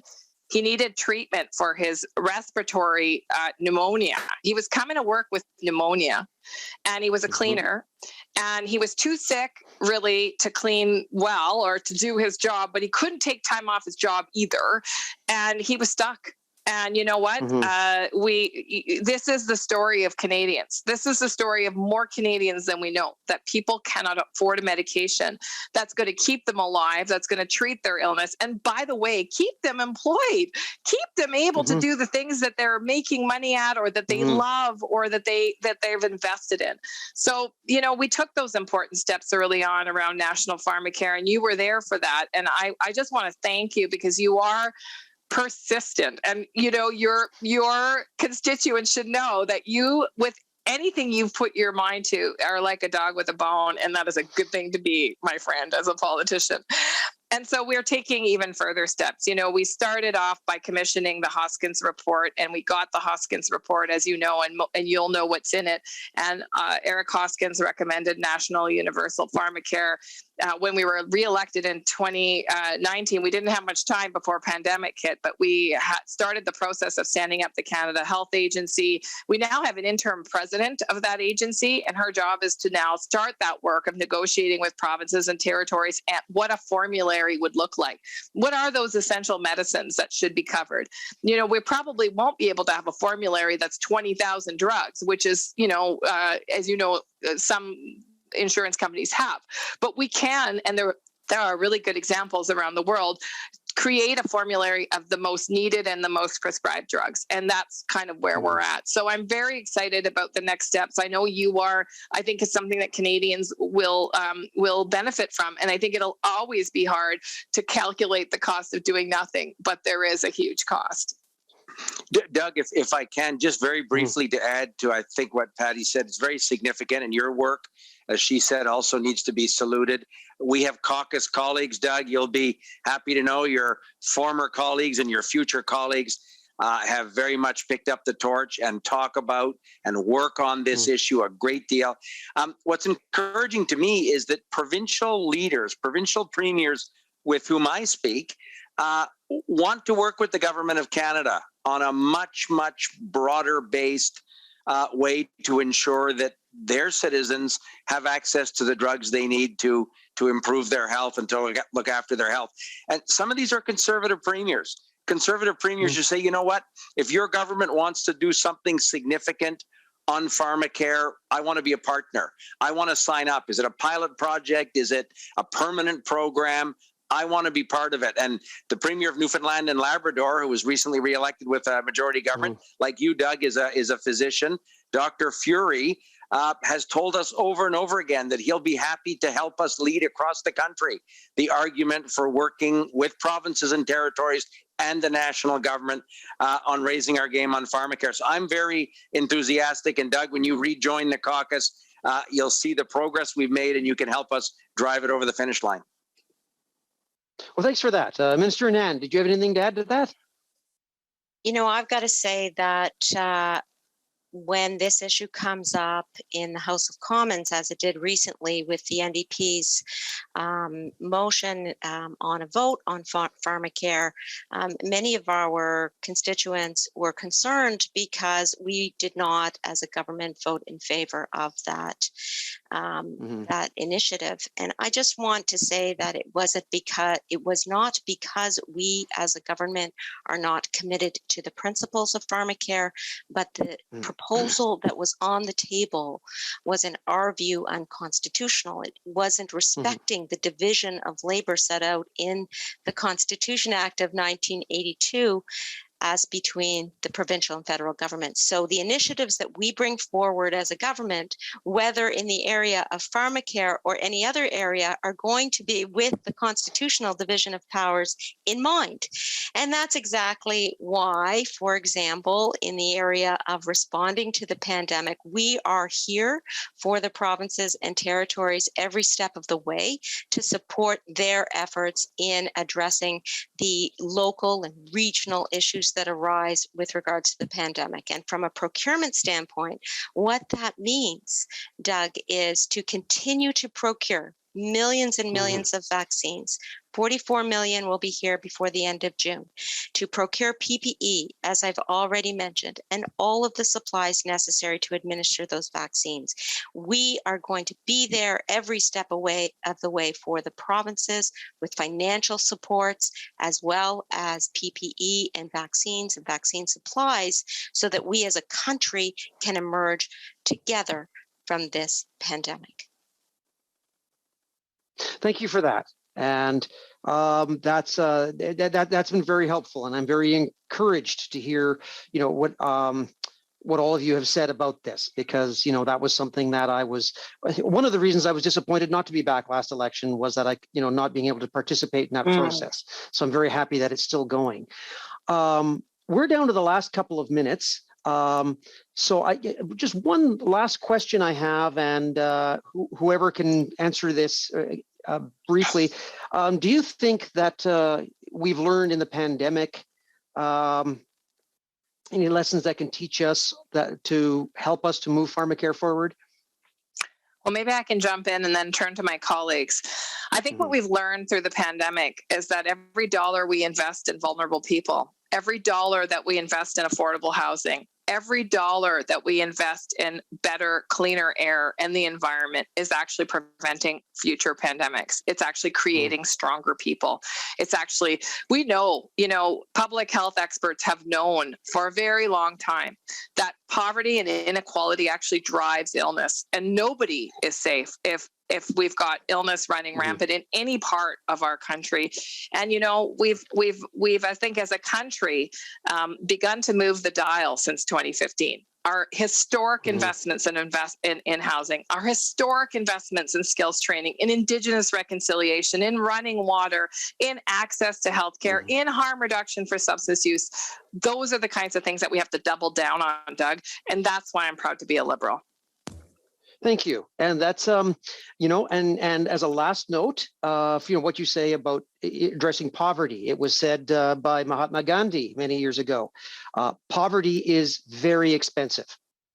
And I think in investing in that, not only do we improve the health of Canadians, we improve the lives of Canadians, and it will be better for all. So I would like to thank you all for joining me today and for sharing your message with Canadians. And I would like to thank the Liberal Party for inviting me to moderate this convention. So thank you very much, everyone. Enjoy the convention. Thank you, Doug. Thank Hi, you, Doug. Doug. Great to see you. Thanks, Dom. Thanks, Patty. See you soon. From Mahatma Gandhi, Doug. Good quote. See you soon, Doug. Thank you. Take care. Bye-bye. Bye-bye. Thank you for that great discussion. On behalf of Canadians everywhere, I want to say a special thank you to the members of this particular panel. You have each gone above and beyond to not just take action addressing COVID, but each of you have worked so hard to listen to Canadians and make sure that the concerns of the average person in small business was reflected in our policy. Never have I seen a government move so fast or adjust so quickly in real time to the concerns of Canadians, and each of you have played a deeply personal role in delivering these results. So thank you. The next conversation is one that I know that many of you have been looking forward to. I know I've seen a lot of social media posts with people talking about our next speaker's book, pronounced value or values, depending on your focus, and the topics are, of course, related. Now, I'm known in caucus as a bit of a nerd, and I used to work for Stephen Poloz, so I wanted to give Mark a heads up that I have a future question about the lifetime carbon budgets detailed on a graph on page 267. But luckily for our audience, this question will have to wait, because tonight we are all fortunate that Mark Carney will join us in conversation with my fellow co-chair, Marcy Ian.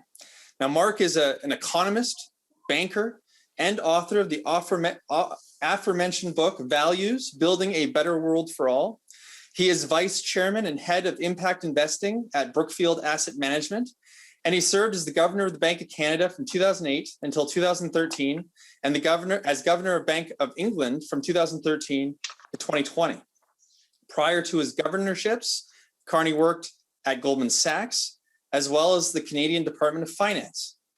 With Marcy's notable experience as a journalist and TV host, this conversation is sure to be enlightening for all of us. As they say in the newsroom or on the social, over to you, Marcy.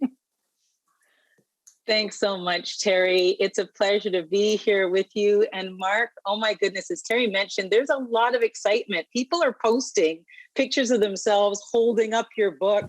They're excited for this conversation, and they should be. You are, Bank of Canada governor, former one, Bank of England governor, UN special envoy for climate action and finance, and author. And that, my friend, leads to a very interesting and diverse point of view. So cannot wait to chat with you. But before we do that, you're going to speak. You're going to say a few words. So I'm going to turn it over to you right now, and we'll talk on the other side. Can't wait. Fantastic. Thank you very much, Marcy. Thank you, Terry, for that. I look forward to that discussion of the footnote on page 260 odd. I'd like to begin. I'd like to begin by acknowledging I'm speaking this evening from the traditional unceded territory of the Algonquin Anishinaabe people. and I'm grateful for the opportunity to be present here.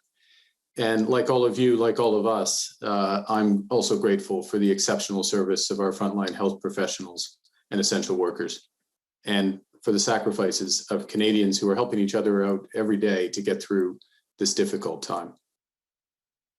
Now, this evening, what I wanted to do in the few minutes I have is to speak about how we get what we value: our health and security, an economy that works for all Canadians, and a sustainable future for us, our kids, and our grandkids. But before I focus on tomorrow, let me start where I began. I was born in Fort Smith in the Northwest Territories. A national park separated me from what was then known as the tar sands. And one of my earliest memories was my father showing me some bitumen and telling me of its potential to power the world. I grew up in Edmonton as scientists, governments, and entrepreneurs turned that vast resource from a concept to a reality and to prosperity. I was a teenager when Wayne Gretzky famously taught us to win by skating to where the puck's going, a lesson with value beyond hockey then and now. And I learned from my family, friends, and neighbors the values of integrity, responsibility, solidarity, and compassion. I've been fortunate to live in a country where millions of people, like you, volunteer countless hours to build an even better Canada. And from all those experiences, I've learned that progress doesn't just happen. It takes vision, hard work, and disciplined implementation. And it's only durable. Progress is only durable when it's rooted in our shared values. We move forward when we face up to our challenges, when we forge consensus on where we want to go, and then take decisive action to get there. Lorsque l'opportunité s'est présentée, j'ai agi en fonction de nos valeurs canadiennes afin d'avancer d'intérêt public.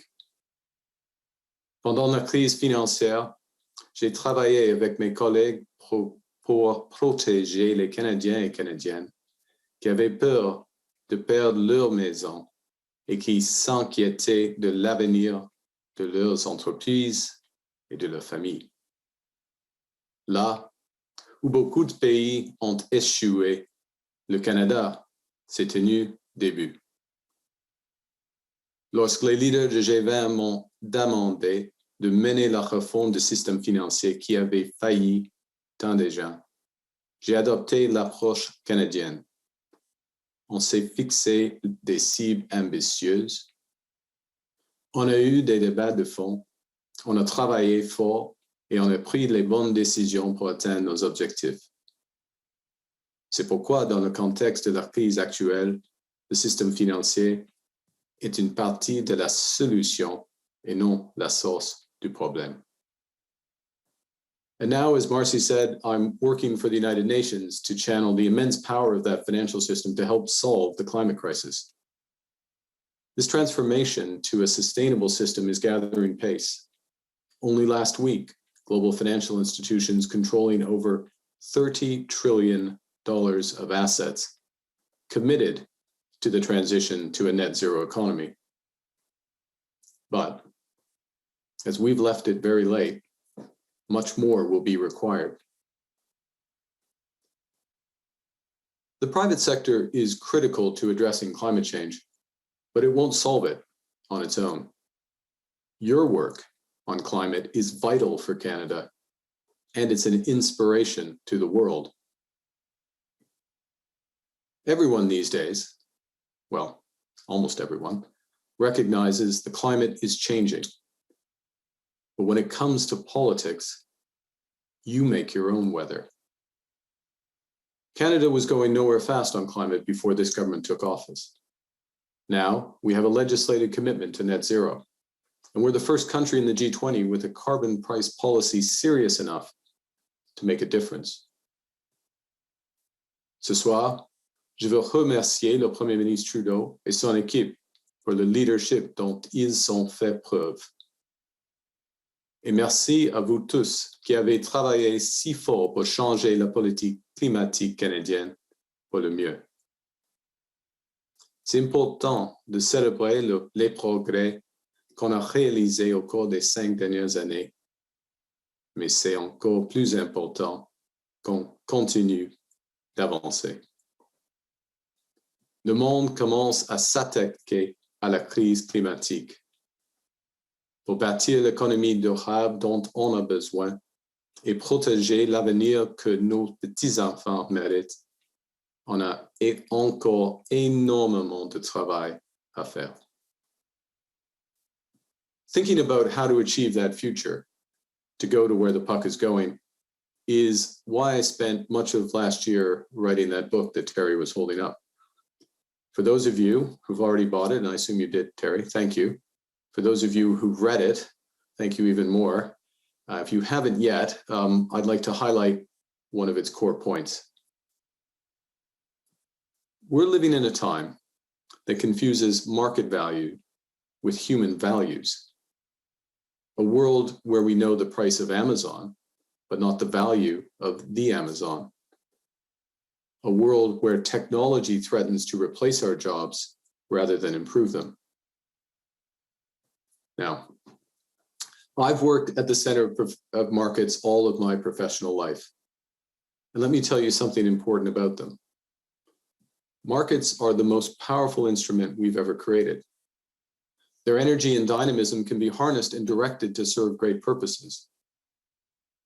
But the market is also indifferent to human suffering, and it can be blind to our greatest needs. That's why politicians who worship the market tend to deliver policies that hurt people. And those who default to laissez-faire leave us unprepared for the future.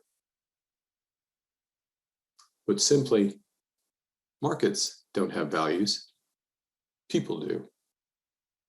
And it's our responsibility to close the gap between what we value and what the market prices. And that is the work of politics. That's the work you do when you convince your neighbors to support a candidate who will put a price on pollution because the market doesn't. Or when you created the Canada Child Benefit because the market left 1 million Canadian kids in poverty. I didn't choose those two examples by accident. They're two of the most important policies of our lifetimes. Why? Because they're grounded in human values, values of fairness, solidarity, and sustainability, and they produce real results for people. They'll help change the climate, and they'll help improve the futures of millions of Canadians. Ces exemples soulignent que les pays ne sont pas impuissants face aux tendances qui frappent notre monde. Les politiques qu'on met en œuvre chez nous comptent. Nous n'avons pas à être à la merci des caprices de l'économie mondiale, mais nous le deviendrons si nous n'apprécions pas leur impact et nous n'essayons pas de les utiliser à notre avantage. En cette période de changement et de crise sans précédent, on a besoin de plus de leadership. La COVID a exposé les écarts qui persistent dans notre société. La révolution numérique, bien qu'elle présente de nombreuses opportunités, menace aussi d'exacerber les inégalités si nous la laissons suivre son cours. La transition écologique, bien qu'essentielle et largement positive, va demander des énormes changements, des changements structurels en très peu de temps. If ignored, these forces could deepen our divisions, but if they're channeled, they can grow our economy for the benefit of all Canadians.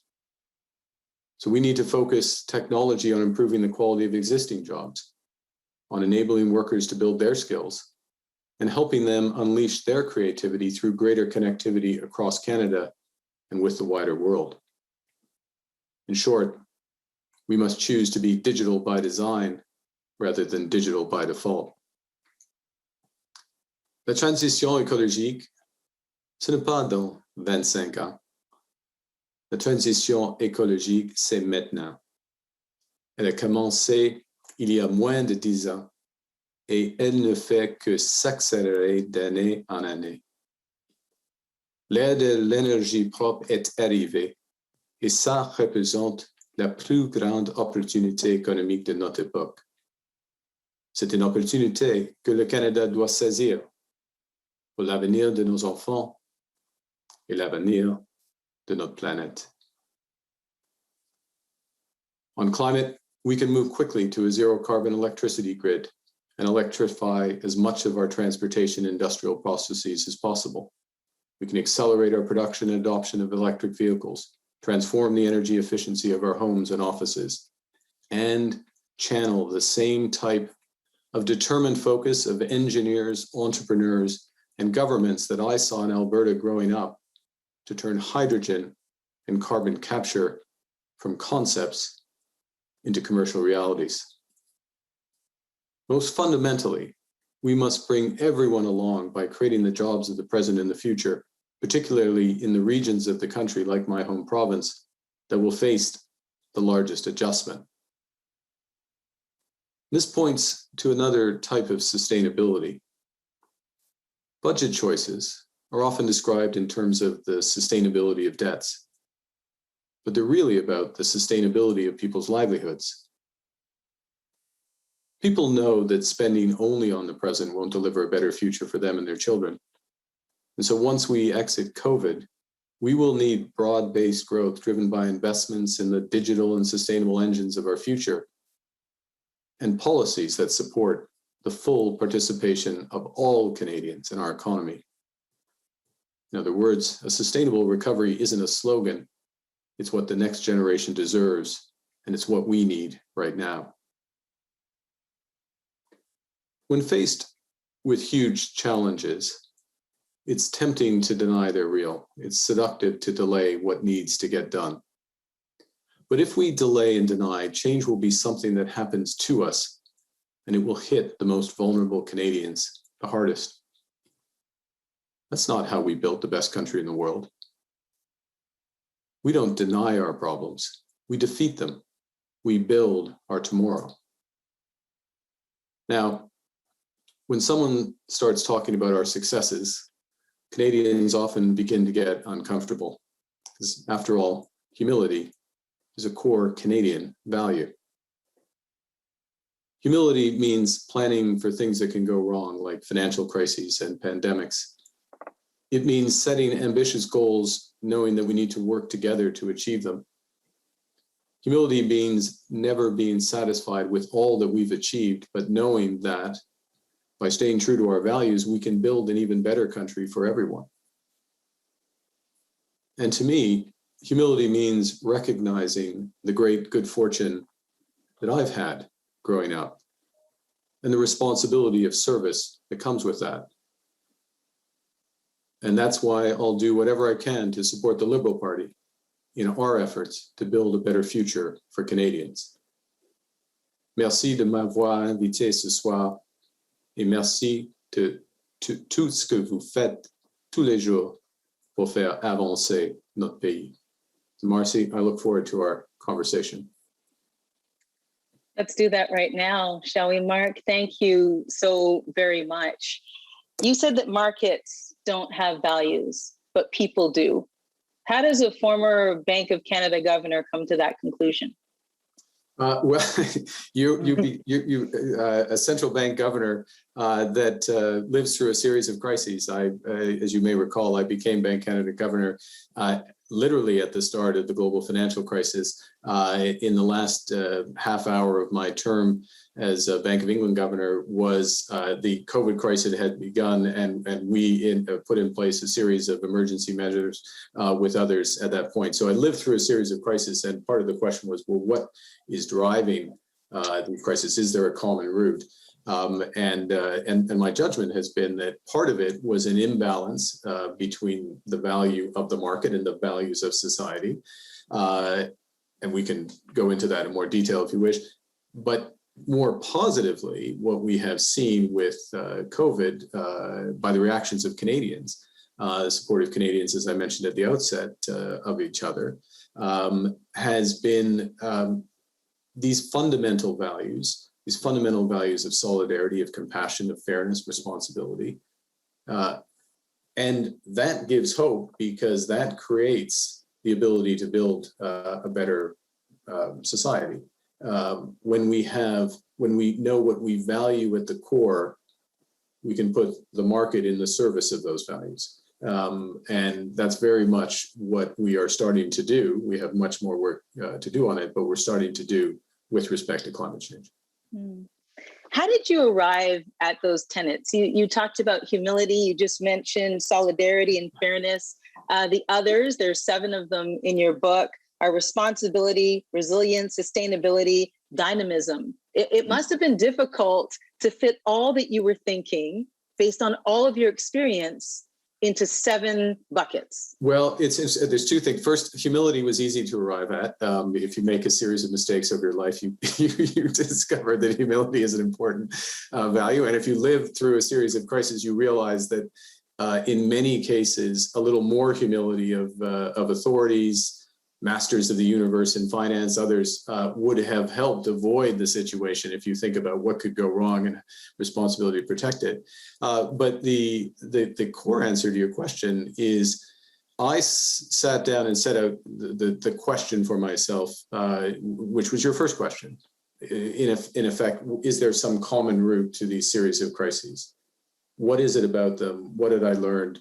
And I arrived at those values sort of through reflection on those crises, and very importantly, our responses to them and what worked. So in the response to the financial crisis, much less an issue for Canada, to the credit of the Canadian financial system and Canadians by extension. But internationally, the importance of responsibility and reinstilling responsibility and a sense of solidarity. In other words, in that case, a sense of responsibility for the system as well as yourself, not just for your own institution, a sense of solidarity, if you're running a bank, with the ultimate clients you have, peoples, said another way, and communities. And what are you giving back, and how does your purpose actually serve to bring them along as well? And so the answer is, it's revealed through human experience. And the most difficult, you learn a lot about people.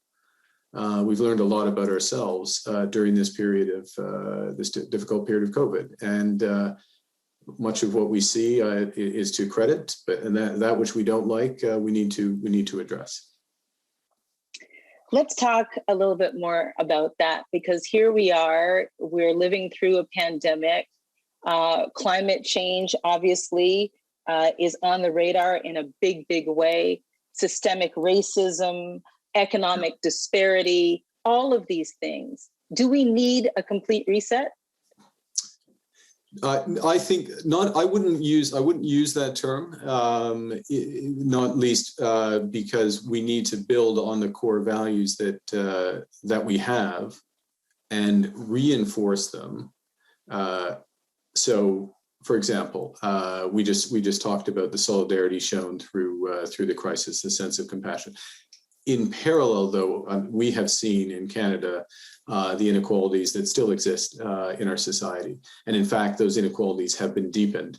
Certain groups are more likely to lose their jobs. They're much more likely to be infected with this terrible disease, and much more likely to have worse health outcomes when they are infected with the disease.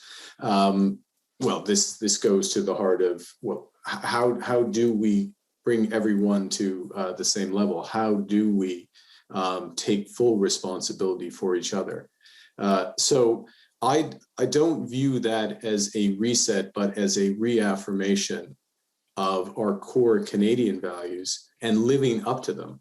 And it's one of the things that I love about this country, which is not being satisfied, always having a sense of we need to make greater progress, and progress in the broad sense of it, progress across the society, not measured by a GDP number or a dollar figure, but progress. And we look in the mirror and we recognize there's more. Much has been done, but much more needs to be done. And I think that's we can take both the good and the challenge of COVID as we move forward. Not a reset, but a reaffirmation. Want to talk more about COVID and what I like to call the COVID pause, because this pandemic has taught us so much, Mark, many lessons. You mentioned some of them. Who has fallen through the cracks? How can we help? How can we build back better? What can we do? You know, who's hurting? Family, values, all of those things. Give us some insight into your world and how you've been living and how you've been dealing with this and the lessons that you've learned. Yeah, I'm very much one of the fortunate ones in this pandemic, in that how I've been living is largely in this room. I've taken to sleeping at the office effectively because this is where I do my work and my writing and my conversations like this, which is a privilege. I'm not on the front lines. I'm not out there exposed. And I recognize that. I recognize with that comes a responsibility to do what I can to support those who are. That's the first. I also recognize I'm very fortunate in that all of our family is not together, but our youngest children are here. We have the family, the regular family meals and the tightness that and the better understanding that comes with that. And you wonder why, I wonder why I didn't have that all the way through, and regret that I didn't have it, but cherish it now that I have. But I, like others, have a parent who I haven't seen and cannot see. I have friends who have died, as a consequence of this. So we're all touched by it. And I'm also conscious as well that it's exceptionally difficult for groups of people that live a few blocks away from me. In fact, a group of people who live across the street from me. Il y a des sœurs grises, la maison de la retraite des sœurs grises, des volontiers qui ont travaillé depuis longtemps à travers Québec et à travers l'Ontario. Ils sont là, il y a environ 250, et il y avait quelques éclosions de COVID là. Mais heureusement, maintenant, elles sont toutes vaccinées, et aujourd'hui elles se promènent au soleil. So there's these difficult things. There's a very positive that's reinforced in the family, your own values, what matters. There's a consciousness of the difficulties sometimes touching you personally, but more broadly in society. And I think the last thing is, there is also a weight, a sort of inchoate weight on all of us from the situation, which is why we need to band together and support each other as much as possible. Yeah, and that leads to resilience, and that's one of the tenets. How does resilience figure into everything? Well, we've drawn on our resilience. Fortunately, we're resilient people, and we've shown it. But I think of it as well, and part of my professional career has been that it has been to build resilience, to plan for failure, literally plan. You normally don't, it doesn't sound very, national humility strategy, plan for failure. These are difficult things, but necessary, absolutely necessary. So you think about what can go wrong, and you build it up. You build buffers. And part of the conversation, just before we started our conversation, I heard Patty Haidu telling the story of one of her constituents who needed a payday loan, $40 payday loan because of the money. There's an example of what happens when individuals don't have buffers, and the importance of things like the Canada Child Benefit, which I referenced, that provide some of those buffers, or the possibility of that buffer, so that people have the resilience. And I think we really are all reflecting on whether those buffers are strong enough for individuals first and foremost. But then also we have to look, from a policy perspective, do we have the right buffers and resilience in the financial system, in the health system, even in things that haven't hit us yet, but might in technology and cyber and other areas. This is the duty of government. Mm-hmm. And it's one thing to say, Mark, that we need to change, and we do. on so many levels. There are a lot of people watching right now and saying, okay, that's fine. Systems need to change. Governments need to pivot. How do I do this on an individual basis, from a base level?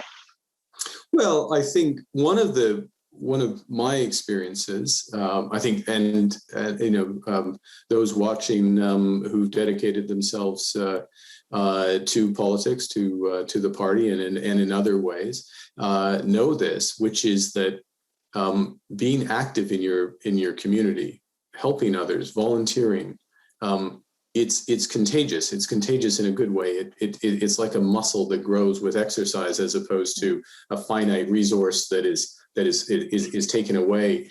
And that's, the small things, the small acts of kindness and charity and volunteering and helping, that's what makes up our society. That's what makes it great. And so all of us have that responsibility. And in the end, you think about what we leave as individuals, and it's those legacies of values. That's my view. In the end, it's how we've lived our lives, and the impressions we've left on others, and the legacies of those values, and the service that those who come after us will bring to continue to build a better country and a better community for all. Oh my gosh, I just got chills when you talked about legacy, because I know that that's how you ended your book. You were thinking about legacy. You were thinking about all of the things that you just said. And I wrote a book recently, and I began my book that way because I was trying to, I did, and I was trying to figure out, how I would use my microphone next, what I would do. Was I doing enough? I was thinking about my dad and this story that he used to tell. It was based on a poem called The Dash. And he would ask his kids, holding this cutout of a tombstone, every year at the beginning of each year, he would say, what's the most important thing on this tombstone? The kids would never get it right. And he would say the most important thing was the smallest thing. It was the dash. Yeah. It's how you live your life. It's all the things that you just said. So was really thinking about that. So when you said that, I get it. I get the sense, Mark, that this wasn't the book that you wanted to write, or you wanted to write, I'm sure, but you had to write. If you wanted to write it, you had to write it because you had so much bottled up. You had seen so much, your experience, it's all in there. Tell us about that. Yeah, I think so. Sorry, let's just stop and let the beginning of your book and that story and let that land for a moment, because that's right. It's the dash, but it's also, I think, and your father would say, and I know you think this way, it's what the dash means to others and what it leaves for others. And to your question on writing the book, I really did. I wanted to write the book because I had, I've been fortunate. I've had these experiences. I felt I had elements of what I thought I wanted to say, but I certainly didn't know how it was going to end. And I didn't know, for example, that I would gravitate towards these 7 values as being important for true economic prosperity. And just to be clear, they're values for true economic prosperity, not for the fullness of human existence. I don't pretend to have that. But it was the process of writing it, reflecting. I found very helpful and sharpened my sense of what needs to be done and the direction in which we need to go. Yeah, absolutely. And tell us a little bit about who might have helped or informed what you wrote. Because often the biggest lessons in life are the ones we learn, people that we meet, people that we encounter, a book that we might read. Yeah. Well, okay, this will sound slightly odd. I mean, a lot of people informed it, but the book opens with a challenge, and it was a challenge from the Pope, actually, and which was to a group of people who were meeting to discuss the future of basically discussing a fairer economy. And it was socialist labor leaders from Argentina and Mohammed Yunus, who'd founded microcredit, and a wide range of people from all faiths and none, and academics, Jeff Sachs, other people like that. And I had the honor of being invited. And the Pope told a parable, which was, he begins, Terry knows this because he got to page 260 at least, but he tells a parable before he threw it down in disgust, where he says, we're having lunch, and which is true, and it is Italy or Vatican, and says, we're going to start lunch with wine, and wine is many things. It has a bouquet, it has a taste, a color, and it has alcohol, so it enriches all of our senses. At the end of lunch, we'll have grappa. It's one thing. It's alcohol. It's wine distilled. And then he says, people, man, humanity is many things. We're passionate. We're rational. We're altruistic. We're caring. We're self-interested. The market is one thing. It's self-interest. And your job, points to everyone in the room, is to turn the grappa back into wine, turn the market back into humanity. And finishes and says, this isn't theology, this is reality, this is the truth. And that's a charge. Now, that was a charge that was about 7 years ago that he gave it, and I took it away and didn't get around to really reflecting on it properly and trying to give an answer.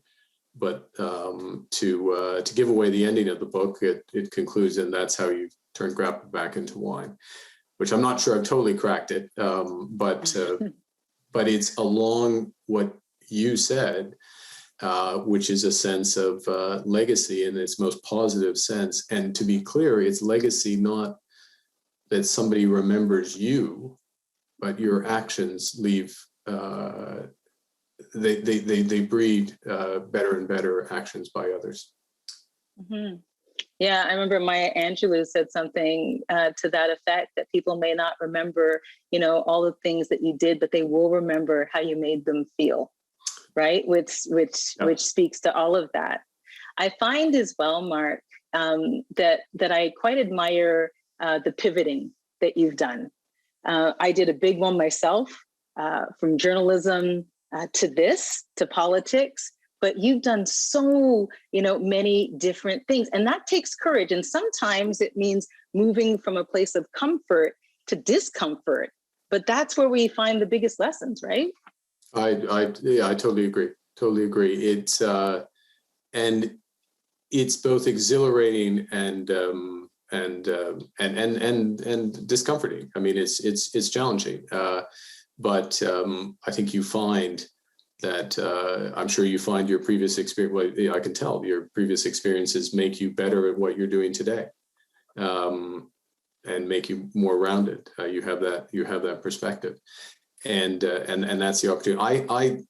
I was fortunate both to have been in the private sector on the market side, if you will, and that I think I would have been much worse. Maybe I'll put it in the negative. I would have been a much worse governor of the Bank of Canada in England if I hadn't had that private sector experience, because I knew both the strengths and the very real weaknesses in that area. And as I've moved into working on climate, I think that knowledge, both on the public and private side, I hope, is going to help with others harness the power of the market to help solve climate change. Now, as I said, very importantly, that's a very important part of the puzzle. But what the members of this convention have been doing, and the government has been doing, has been absolutely essential, because it sets the bar and it shows a direction for where we are going on climate. We're going to address it. And that turns the risk into an enormous opportunity, and really harnesses the power of the market. Now, we need to keep going and we need to do more, but we are on the right track. Yeah, because as you've said, we left it. We left it late, but there's still time to pivot, right? And we're doing that now. And not just for us, but for our kids and for our grandkids. Yeah, there was time to pivot. There's not time to pivot again, I think is the way I would put it. We've made the pivot, but we've got to keep going. We've got to reinforce. It's another point of reinforcement that, as we talked earlier. So tell me about life now and what life looks like in Mark Carney's world. Well, it looks it's like many of us. I'm very busy. I spend about half my time for the UN, which involves cajoling financial institutions around the world to get on the net zero bus, if you will, and get on clearly and be part of the solution. That is there is real momentum there. But I think, and you know this, and colleagues know this, when you have these windows of opportunity, you have to jump through them and you have to take advantage of them. And it'd be very easy to declare victory with a half measure, and that's the tragedy in a situation like this. So a huge amount of work for the UN and for COP26, and then I also work in the private sector to try to put my words into action, so that and a major Canadian company called Brookfield, which it builds the backbone of the global economy. It's one of the biggest investors in the world, and it's the biggest private renewable power company effectively in the world. And what it's looking to do is to go to all these companies around the world and put them on the path to net zero, invest alongside that. So again, this area between the social objectives, what we want, and trying to put that into action, both through a global system, but also local action. So that's what life looks like. And then the other thing, I'll be honest, I try and get out and exercise in the morning. That's about all I can do. And full disclosure, I had yesterday I was having a lovely run. And I saw, beaver. I saw, the ducks were coming back, etc. And then I pulled my calf muscle and I limped home, and I felt every one of my 56 years. But it's hard. You got to take it was a net good. It was a net good run. This was a good run. Right here. Thank you so much, Mark. I know that everybody that's a part of our virtual Liberal convention, our national convention, is just thrilled right now just to hear your stories. Thank you for sharing them. Thank you for sharing your life lessons. Thank you for telling us, frankly, what we need to hear. Appreciate you and appreciate the time. Thank you, Marcy. A great pleasure. Thank you, everyone. Bonsoir. Bonsoir. Well, thank you, Mark. And thank you, Marcy. That was an engaging and timely discussion and provided really a great primer to some of the extremely important topics addressed in Mark's book, and being faced not just by Canadians, but by people on this pale blue dot we call home. Our next keynote comes from a woman we all admire. She is known for her tenacity, dedication to a variety of causes, and boundless energy for the work that she takes on. I had the great fortune to host her at Simon Fraser University during the last election, and she actually voted for my riding at the exact moment that my daughter took her first steps, just outside that very same voting booth. So it was a very special day that I will never forget. She is a mother, she is a feminist, a yogi, and a tireless supporter of the work of our party and, of course, of our leader. I am, of course, referring to Sophie Gregoire Trudeau. Sophie, on behalf of the thousands of Liberals joining from across the country, welcome, and the virtual floor is now yours. Hello, dear friends, courageous friends and allies. Bonjour, mes amis. On se retrouve enfin, finally, after such a challenging year. We are reunited. This is our first virtual Liberal convention with all of you Canadians tuning in from across the country. Et on se retrouve aujourd'hui peut-être pas aussi proches physiquement les uns des autres comme on l'a fait à travers les années, mais c'est à travers les moments difficiles qu'on se rend vraiment compte à quel point le Parti libéral du Canada est fort. On est unis et on est prêt à affronter le présent et à bâtir l'avenir. And looking back and thinking about previous Liberal conventions, I can still feel the uniting energy, the smiles, the accumulated work and long hours, the friendly handshakes, the tears of joy, and how much more we've always wanted to do for all families, for all our grandkids, and for this planet and generations to come. Now, on another note, my dad always told me two things when I was young, amongst others. But first, stop rushing because you're just slowing yourself down. And that in life, there are those who watch things happen, those who make things happen, and those who wonder what happened. Well, Let's just put it this way. To all our volunteers, to our co-chairs, to Rachel, Marcy, Terry, and Mona, and all MPs and other team members across the country, thank you for making this conference happen. I have to admit that speaking to you today, standing here healthy, that my heart pinches a little because we Canadians and the world have been through so much this past year. I have seen firsthand all the sacrifices many of you have made to help us navigate this challenging period. Unfortunately, contracting COVID didn't develop into any serious health issues for me, but that was not and still isn't the case for so many.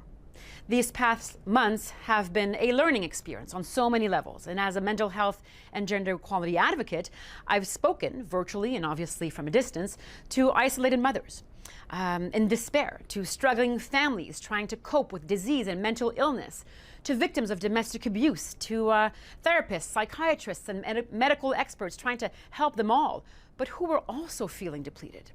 We need to face many troubling realities, and wishing things were different is just not going to cut it. Well, the Liberal team across the country, all of you rolled up your sleeves, you put on your masks, and you raised the bar by doing so much to help our most vulnerable citizens. And sometimes those citizens are direct family members or friends, and most of all, they are always our fellow Canadians and neighbors. We are all in this together, and we are going to pull through together. En regardant l'année qui vient de passer, comme on dit en bon français, il n'y en aura pas de facile. Mais en cette période difficile que l'équipe libérale, que chacun d'entre vous a fait tout son possible pour aider les Canadiens qui souffrent le plus et aussi pour redresser notre économie de manière vraiment responsable et de manière fructueuse. Et soyons clairs, l'équipe libérale est là pour les Canadiens et on va tout faire pour protéger leur santé et les soutenir tout au long de cette crise mondiale de laquelle on a tellement de leçons à apprendre. On travaille déjà depuis des années à bâtir une économie plus juste et plus verte et une société plus égalitaire pour tous. Et on est loin de s'arrêter. On comprend l'urgence de la situation et on ne vous laissera pas tomber, mes amis. Moi, j'ai grandi dans une famille avec des membres du milieu médical et j'ai toujours été sensibilisée à leur travail dévoué. Mais vraiment, je dois avouer qu'à travers la pandémie, je n'ai jamais été aussi reconnaissante envers le travail des travailleurs de première ligne qui n'ont ménagé vraiment aucun effort pour venir en aide aux autres, pour venir en aide aux Canadiens. Merci du fond du cœur to all the frontline workers and all the sacrifices that you have made to help Canadians. Thank you so much. We care. The Liberal Party cares about the lives of Canadians and their struggles, and we really want everyone to have a fairer chance at success. And to succeed in this endeavor, gender equality is a priority. My feminist husband, Justin, and the Liberal team are tackling the She session head on, as this pandemic has had devastating effects on the lives of so many Canadian women and their families. And, you know, working with women and men as true allies is the only way forward to create more justice. And just so we are all aware, with the successful Liberal by-elections last year in Toronto and York Centre, Marcy, Ian, and Yara Sachs helped us for the first time in our history to officially have 100 women representing Canadians in the House of Commons. And wait until you get to know more about our task force on women and the economy. Now, Canada's future and competitiveness depends on the ability of women to participate equally and fully in our workforce. And this, my friends, is just a start. Vous savez, en tant que militante pour l'égalité des sexes, je suis fière que mon mari, féministe, Justin, et toute son équipe comprennent à quel point c'est important de reconnaître que l'on fait face à une récession au féminin. Les mesures que le gouvernement fédéral prend pour s'assurer que toutes les femmes canadiennes et que nos filles puissent réaliser leur plein potentiel sont réelles. Les femmes et les filles façonnent notre monde à tous les jours pour le mieux. Et les femmes autochtones, les femmes transgenres, les femmes de toutes les origines et orientations sexuelles, les femmes en situation de handicap et de toutes les communautés, vous comptez et on est là pour vous aider. L'équipe libérale s'engage à soutenir les femmes aussi entrepreneurs, mais aussi toutes les mamans qui ont peine à rejoindre les deux bouts. Des services de garde abordables, c'est essentiel. L'allocation canadienne pour enfants l'est aussi. Et vous savez, j'ai rencontré des mères qui m'ont confié que ça change tout pour elles. Eh bien, ça va continuer et le Parti libéral va en faire encore plus au cours des prochaines années pour s'assurer de créer encore plus d'opportunités pour les femmes sur le marché du travail et dans toutes les sphères de la société. The Liberal Party is committed. We are ready. and we will rise to the challenges and opportunities ahead. We will keep moving forward with the strong actions that Canadians from across the country are counting on. And you know what? There has never been a more important time to get involved, to get creative, to get united, to get courageous, and to have a sustainable and promising vision for this country. Canada needs to continue to lead on so many fronts so we can inspire others to do the same. With gender equality policies, a plan for a prosperous, roaring green economy and creating more good-paying jobs for all Canadians, and of course, ensuring that everyone has access to safe and effective vaccines. Our health and our economy will start roaring, dear friends. We can do this. Oh, and you know, there's another great thing we've accomplished together. We've moved forward with our first ever virtual open town halls and virtual grassroots fundraisers. And more than 10,000 volunteers have stepped up, and more than 6,000 Canadians have taken part in our online open policy process. And we've hit a new all-time record for grassroots monthly donors. And I'm really excited to see and meet always talented, accomplished, and devoted new Liberal candidates. We really are one big family, and we are looking towards a better future with so much vision, so much renewed energy, compassion, and really deep expertise. We got this. We got each other's backs, minds, and hearts. On travaille pour vous. On a besoin de vous pour faire avancer notre mouvement, pour plus de justice dans notre société. Le Parti libéral du Canada va continuer à prendre des mesures audacieuses pour que chacun d'entre nous puisse compter sur nous quand ça vient à votre santé, vos emplois, un environnement sain et protégé et une économie florissante. On a déjà les manches retroussées et la main à la pâte et on ne vous lâchera pas. You know, it is said that to start a race, it takes courage. But that to finish a race, it takes faith. Faith in yourself, faith in each other, and of course, my fellow Liberals, faith in Canadians. It's time. It's time to face our challenges and lead by example. Let us never forget what we have been through together, and let's draw on that to build back better. What do we all have in common? You know. Hope and hard work means a lot of things to a lot of different people. But to me, it's simple. It all comes down to love for Canada and loving every single Canadian. Je vous aime, mes amis. J'ai confiance en nous. Bon Congrès. All my best to your loved ones. Let's keep Canada moving forward. Sophie, thank you so very much. Merci beaucoup for your inspiring words this evening and for all that you do to support the work that we do to make this country a better place for our families and for our kids and the generations to come. We are now at our final conversation of the evening between the co-host of a podcast entitled Pod Save the World, love that title, and someone who's actually been out of this world and up to space. Ben Rhodes is an American writer. He is a political commentator and former Deputy National Security Advisor for Strategic Communications and Speechwriting under President Barack Obama. He is the co-chair of the National Security Action and a political NGO. He can be seen regularly on NBC News and MSNBC as a political commentator, and we are thrilled to have him here with us this evening in conversation with someone who understands the global context very, very well, Marc Garneau. Marc, it's over to you. Thank you very much, Marcy, and good evening, dear friends. Bonsoir, mes chers amis. I was going to give an introduction to Ben, but Marcy did such a beautiful job. So I'll just say a few things in French before we get into our conversation. Comme vous l'avez entendu, Ben Rhodes est un écrivain et un commentateur politique américain. Il fut le conseiller national adjoint pour les communications stratégiques et les discours pendant 8 ans sous la présidence de Barack Obama. La discussion ce soir va se faire en anglais, mais je voulais, juste avant de commencer, vous donner une petite anecdote. J'ai eu la chance de parler avec mon homologue américain, le secrétaire d'État Anthony Blinken, l'autre jour, et je me suis aperçu qu'il parle un français impeccable. Alors, on fait nos conversations dans les 2 langues officielles et je voulais que vous le sachiez. Alors, sans plus tarder, on va commencer la discussion ce soir parce qu'on a envie d'écouter notre cher invité, Ben Rhodes. So, Ben, thank you very much for joining us tonight.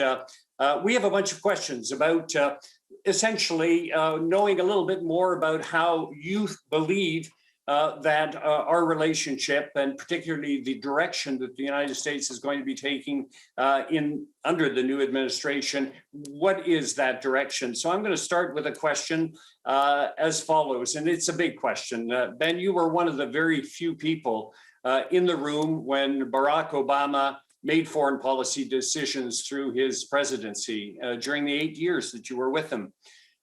Today, I think it's probably very safe to say that the world has changed quite a bit since you were in the White House, and we've seen a wave of populism.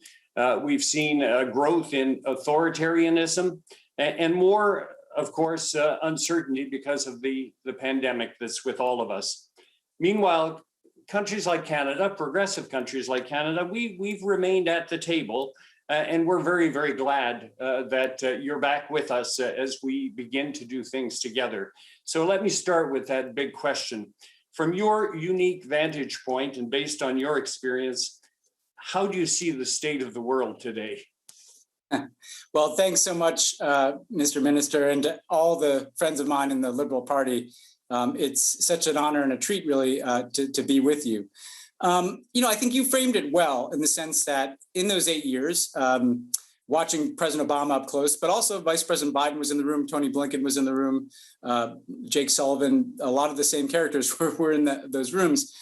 A lot of the foreign policy issues, were familiar and traditional. How do you deal with the threat of terrorism? How do you deal with challenges from Russia? How do you deal with nuclear proliferation? But there was also this building trend of populism and authoritarianism that obviously came to fruition in our country under Donald Trump, but also I think has shaped politics in much of the world. And when I look at the world today, yes, we know the challenges. We know we have COVID to deal with. We know that we have climate change to deal with. We know that there's ongoing threats to our countries. But to me, when I look out at the international landscape, the big question that is going to shape the next generation of foreign policy and domestic politics is the success of democracy in the world. Can democracy overcome the latest challenge of an authoritarian trend that could come from populist parties within our own countries that tend to veer to the far right, or from competitors like China abroad that have an alternative model of governance? And in my judgment, democracies, small d democracies, are the best positioned to solve problems for people. They're best positioned to solve the climate crisis, but they have to acknowledge that the climate crisis exists. They're best positioned to make sure that the economic recovery from COVID delivers for citizens and doesn't contribute to the inequality that is continuing to create tension around the world. And they're best positioned to not go down the road of a form of nationalism that can lead to conflict, be it trade wars or real conflicts. So to me, as I look out at the world, I think that the challenge and the opportunity is both what is the future of democracy inside of our own countries and around the world. And one of the reasons why I'm so glad to participate is I think that as an American, the success of parties like the Liberal Party in Canada has something to do with my future and has something to do with the future of people, not just in Canada, but around the world, because this is the issue of our time. What is the future of liberal democracy in our countries and around the world? Well, thank you very much. I think that people who live in our two countries may sometimes take democracy for granted. But as we are seeing in the world today, that is certainly not the case. Canada and the United States, I think, are eager to do some big things, I would say, together. Certainly, when President Biden and Prime Minister Trudeau met and they drew a roadmap, there are some fairly ambitious things that we have the potential of doing together. But also, we want to do it with other countries as well. And that talks to a multilateral approach in how we engage with the rest of the world. And I think that it's probably true to say that some of our multilateral organizations have suffered a little bit, have taken a bit of a beating in the last few years, and yet they are essential for us to engage the rest of the world in a meaningful and a constructive way. So how will the United States re-engage with the world in a meaningful and constructive way? Well, I think that, look, multilateralism, it's become a truism that the problems that we face depend upon international cooperation. Unfortunately, the United States, when you look at the history of the last few decades, where we've put our foot wrong is often when we've worked outside of the multilateral system, whether that was invading Iraq or whether that was a Trump administration deciding to literally confront a global pandemic by stepping out of the World Health Organization. The reality is that multilateralism, multilateral institutions are what we make of them. And when I think about the World Health Organization, for instance, yes, it's a flawed organization. At the beginning of the Ebola crisis, for instance, in 2014, it was slow to kick into action. It was slow to call out the threat. But what did the United States do with friends like Canada is say, well, we need to make this work better. We need to make the WHO work. And I think if you look at the experience of COVID, everybody kind of had to deal with it on their own because there was not a coordinated multilateral response, in large part because the United States vacated that role. Canada was trying to align responses. Canada was trying to work with other countries, of course. But it takes the United States being a part of that as well. It takes as many countries as possible to make the multilateral system work.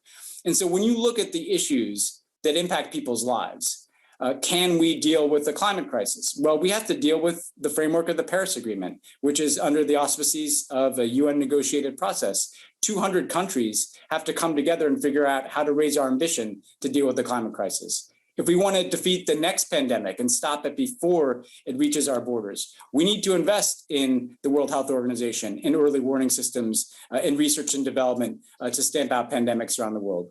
Traditional security threats, like the threat of terrorism, of course, depend upon the capacity to see threats in other countries and to deal with them before it leads to a tragic attack. So to me, the multilateral system clearly is in need of some update and some renovation, but it's also never been more relevant and essential. And I think the Biden team understands this intuitively. I think Justin Trudeau has made this such a centerpiece of his tenure as prime minister. And one of the things that I watched in recent years is him become an increasing leader in the G7, in the G20, in the multilateral system. And I think with an American partner, there's so much more that you can achieve in making multilateralism work for people and making multilateralism relevant, not just to the challenges that the system was designed for, which was largely the Cold War, or in some cases, the post-9/11 world. We're in a new world. We're in a post-COVID world. We're in a world in which democracy is under threat. And I think if the United States, Canada, and like-minded countries are forming the kind of core of that multilateral system, and then seeking cooperation with China on climate change or Russia on nuclear nonproliferation, then you can have positive outcomes. It's not going to be perfect, but it's going to be a lot better than if we all go it alone. Well, thank you very much. And I think you've given some very good examples of how the United States under the new administration has begun to re-engage, working, for example, as you say, with the World Health Organization, recommitting to the Paris Accord targets and that process to deal with the very, very challenging issue of climate change. So let me dig a little bit more on authoritarianism. At a time when people are tending to look inward more, authoritarian regimes are in some cases acting like bullies on the world stage and using coercive diplomacy when the values of, as you point out, of democracy and human rights are under attack. In some parts of the world, certainly, and we have lots of examples of it. So what does leadership look like in dealing with regimes that are tending to err towards the authoritarian approach in dealing with the rest of the world? How can like-minded democracies work together in the face of these challenges? Well, I guess I'd highlight three things.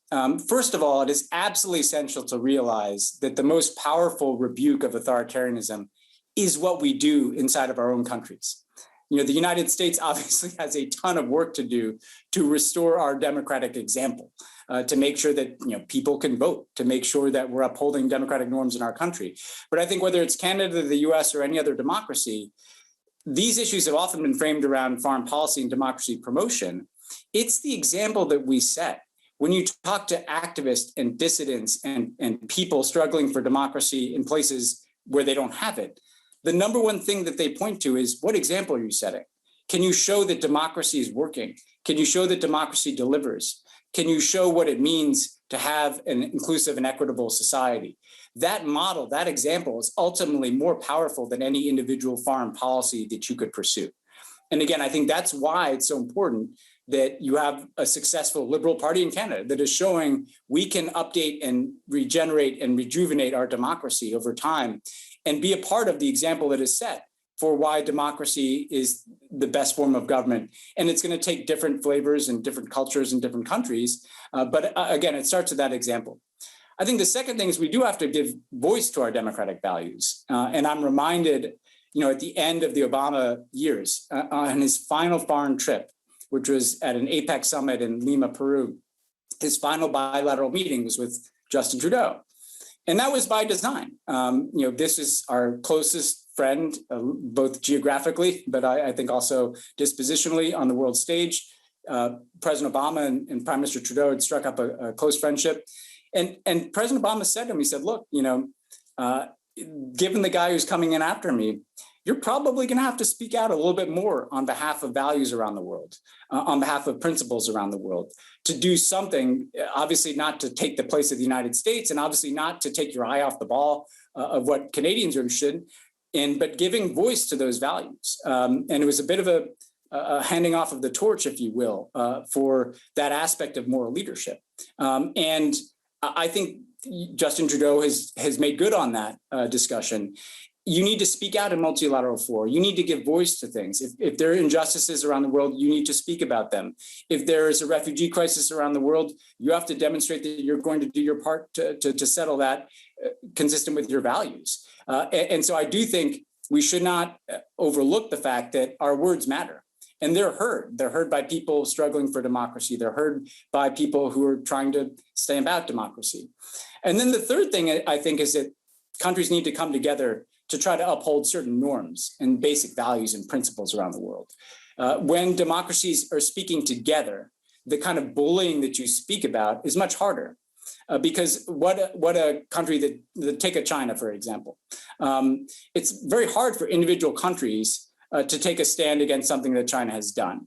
But if you have a group of democracies speaking together on behalf of a set of values, not against China, but on behalf of a set of principles, then I think the world is much stronger. So when you look at, I think, the very effective diplomacy and multilateralism that was brought to bear in speaking out against arbitrary detention, including, of course, the detention of the two Michaels and the plight that their families are going through that is so damaging and so painful for all of us to watch, that's the kind of approach that makes it harder for countries to divide democracies or to bully individual countries. When we all speak together, I think over time you get better outcomes. So if you take those three things, tending to our democratic examples, speaking out for our values, and then speaking out collectively and acting collectively on behalf of a set of principles and norms around the world, I think over time you're going to get better results across the board.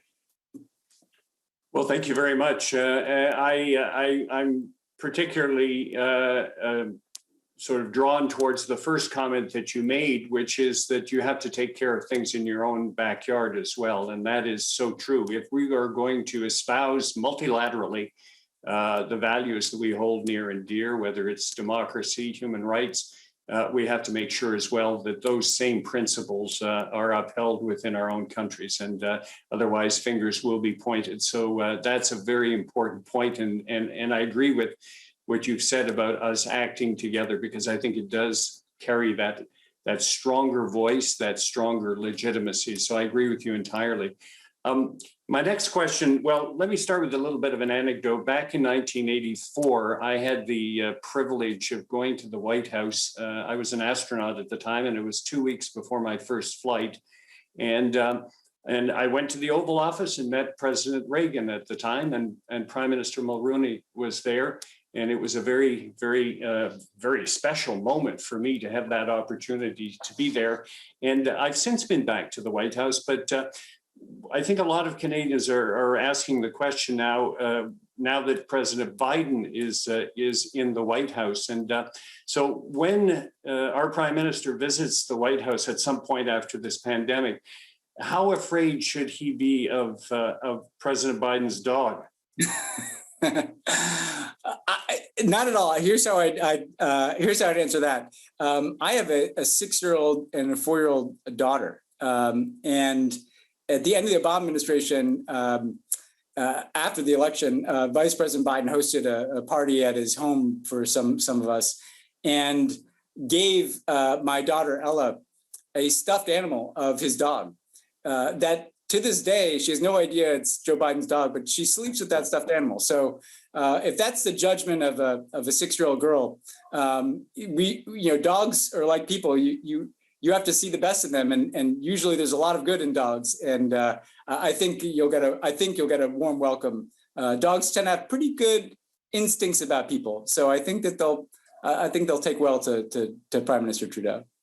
Well, thank you very much, Ben. That's very reassuring as I hear my own dog barking in the background right now. My next question is really about the politics between our two countries. Now, our two economies are very intricately linked. We have incredibly strong integrated supply chains. We are the two countries who do the most trade on this planet between each other. It is literally a staggering amount of either trade in products or in services between the two countries, and perhaps not surprising because we are neighbors and we each have products and services that we want. Having said that, the old expression is that all politics is local. So I'm going to ask you, how do you think Canada and the United States can work together to each achieve their political and economic objectives together? I know I'm being very general in casting that question, but it is very much a part of our relation between the two countries. Well, I think first of all, look, it's never been more true, right, that domestic policy and foreign policy are kind of blended together. Because as we've already talked about, the United States, right, needs to fix our democracy in order to defend those values abroad. But also, you can't deal with climate change unless you're dealing with your own domestic energy economy. You can't deal with the type of inequality that threatens, I think, the cohesion of our democracies without taking actions at home. You have to make sure that we are leading the US and Canada on research and development, the development of new technologies, not because we need to beat China per se, but because we want to be at the cutting edge of job creating industries, right? And so it's natural, I think, you see in the United States right now, with the new administration, an effort to kind of rejuvenate American infrastructure, American innovation. That said, I mean, we've also learned in recent years to not take anything for granted. We Americans have just been through 4 very scary years that remind you that there's nothing in this world that you can take as a given. And you said this yourself, Mark, earlier. The border between the United States and Canada is one of the most successful things between nations in the history of the world. There's no conflict. There's largely open trade. It is a huge strategic asset to both of our countries that we have a border with that much commerce going back and forth that efficiently. It is a huge strategic asset, I think, and it was a good thing that even despite the anti-trade rhetoric, USMCA was able to get done to keep the idea of North America as a community that is beneficial to our competitiveness in the world. So I think the bottom line here is that in the US and in Canada, decisions will be made about how to revitalize the economy, how to invest in different sectors, how to secure supply chains against certain threats, how to make sure that we're updating infrastructure and innovation in both our countries to be competitive in this global economy, and in a global economy where you have rising powers like China and India and others. As we do that, I would urge Americans and Canadians together to see that we are each other's partner in that effort, and that we are much stronger with the capacity to resolve the inevitable trade irritants that come up, and to see ultimately the interconnection between the United States and Canada as a huge strategic advantage, both in terms of our economies and our foreign policies and the things that we care about in the world. So it's very important that we are taking these steps in the US. Enormous investments are about to be made across the board in our economy. As we do, though, I think we can see what does infrastructure look like across North America? What do secure supply chains look like across North America? And how do we make sure that we continue to protect the asset that border is, even as we're making the necessary investments in our own national competitiveness? Thank you. And if we zoom out a little bit, I mean, we have a very good, I believe, free trade treaty between the three countries of North America, Mexico, the United States, and Canada. And we negotiated this long and hard. And I think everybody felt that we came out with something that was modern and a replacement to the previous NAFTA. And we have built in, because of the countries involved, certain progressive requirements with respect to labor standards, with respect to environmental standards. And of course, we trade with the rest of the world as well. Is there a role for countries like ours to try to bring those other progressive elements into trade with the rest of the world? That is something certainly that doesn't exist everywhere in the world. And I was just wondering what your thoughts were on that kind of approach. Look, I think absolutely. And obviously in the Obama administration, we were trying to do that with the Trans-Pacific Partnership, which I think ended up being helpful to USMCA, because we had already talked about how do you update the NAFTA framework to bring in issues like labor and the environment. And I think it's right that there's been this insistence from workers and voters in our country and all democracies, frankly, that the model of the trade agreement be updated to bring in concerns for, well, let's make sure that there are provisions that are protecting workers, just as there are provisions that are sometimes protecting corporations. And I think with the environment, particularly given climate change and the need for everybody to do their part on climate change, it is important to be bringing in environmental standards to trade agreements, because there are different issues than there were 40 years ago. And when you look globally, when you look at like what is necessary to make the changes to the global economy that can allow us to deal with climate change, there's just no question that trade agreements are increasingly going to have to be scrutinized to deal with those two big issues.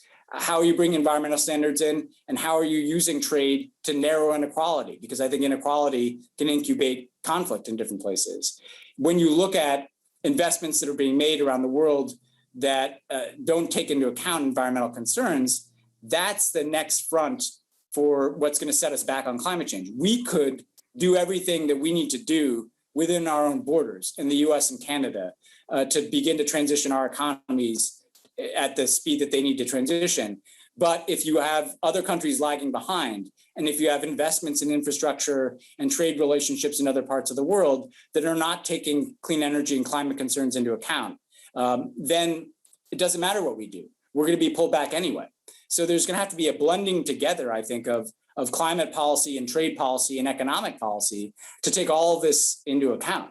And one of the things that was interesting, I participated in some even discussions with Chinese officials on climate change, for instance. It used to be about what is China doing at home and what is US doing. Increasingly, interestingly, it's about, well, where are our investments going and where are our trade agreements going? And how can we make sure that we're folding in the spirit and the letter of the Paris Agreement into what we're doing in other places? And I think Canada, as a G7 member, as a large economy, and as a country that is taking climate change seriously under this leadership, has a key voice to play in helping modernize global trade. Well, thank you. And you spoke about climate change, and that's certainly something that President Biden and the Prime Minister spoke about at length, and a very, very strong commitment from both sides. But it also probably won't come as a complete surprise to you that not everybody, even today, believes in climate change. And that's been a hot topic of discussion at recently at a political convention that took place a couple of weeks ago. Given that the fact that there are still skeptics, and that we have to, if we're going to slay this dragon, and it's going to take time, that we have to work together. with countries in some cases with whom we have differences of opinion on other matters, but who are just as important as we are in terms of dealing with the challenge of climate change. How can we effectively do it? Is it through the Paris Accord and forums of that nature, or do we need to do even more than that? Because, I mean, I think everybody is now realizing that there is no more time to be wasted on this issue. Yeah, I mean, I think obviously the science is clear on this. The first thing I'd say is that Paris was always intended to be the floor from which we build. And so the idea was get everybody into an agreement, get everybody doing their share, set up mechanisms by which we can begin to transition our economies, not just in the developed world, but in the developing world as well. And then update the ambition of Paris, increase the ambition of Paris over time to make sure that we're able to mitigate the effects of climate change. And so there's much that can be done, I think, in the next round. And this is a critical year, given the conferences that are upcoming. And I think you'll see the US focused on this under John Kerry, to begin to think through, okay, what's the next step of how we're transitioning our economy to reduce our emissions, but also importantly, how are we doing that with an eye to the opportunities? Because, and you'll see this in the debate over the next big round of spending in the United States, if we are transitioning our electrical grid, if we're investing in new forms of vehicles, if we're investing in energy efficient buildings, that can create so many jobs. That can be a driver of growth as well as a driver of environmental action. But the problem is, if you can't even agree on the fact that climate change is happening, then you have no capacity to solve that problem whatsoever. And Barack Obama used to say this about his differences with Republicans. On most things, if I have one view of how to solve the problem and the other party has a different view, okay, it's incumbent on all of us to get together and hash that out and figure out what can work. But if the people you're sitting down with don't even accept that the sky is blue and that climate change is happening, that the science is real, then there's an impossibility of making progress. And this is not something that should even be up to debate anymore, because we're living with the realities of climate change in our countries right now. So it cannot be overstated the effects that will happen to our national security and our economies if we don't take this seriously. So we need to embrace the consensus. We can debate and discuss how much we need to be investing in new technologies, what types of choices we need to be making, what the private sector's role is here versus the government. But if you don't accept the premise that reality is reality, then you have no hope whatsoever in dealing with this challenge. And we've just lived through 4 years in the United States of what it's like to have a government that doesn't accept objective reality. And we saw in COVID how dangerous that is. And I think that can be seen as a metaphor for climate change itself. In other words, just as the science of COVID was not accepted by the previous administration, they didn't accept the science of climate change. Well, then you obviously can't formulate solutions. So there could not be a more higher stakes issue in my mind to the health, well-being, and even opportunity of our people, because guess what? Other countries are going to be investing in clean energy and in those jobs. So not only do you have an environmental stake in this, you don't want to get beat to the job creating industries of the future either.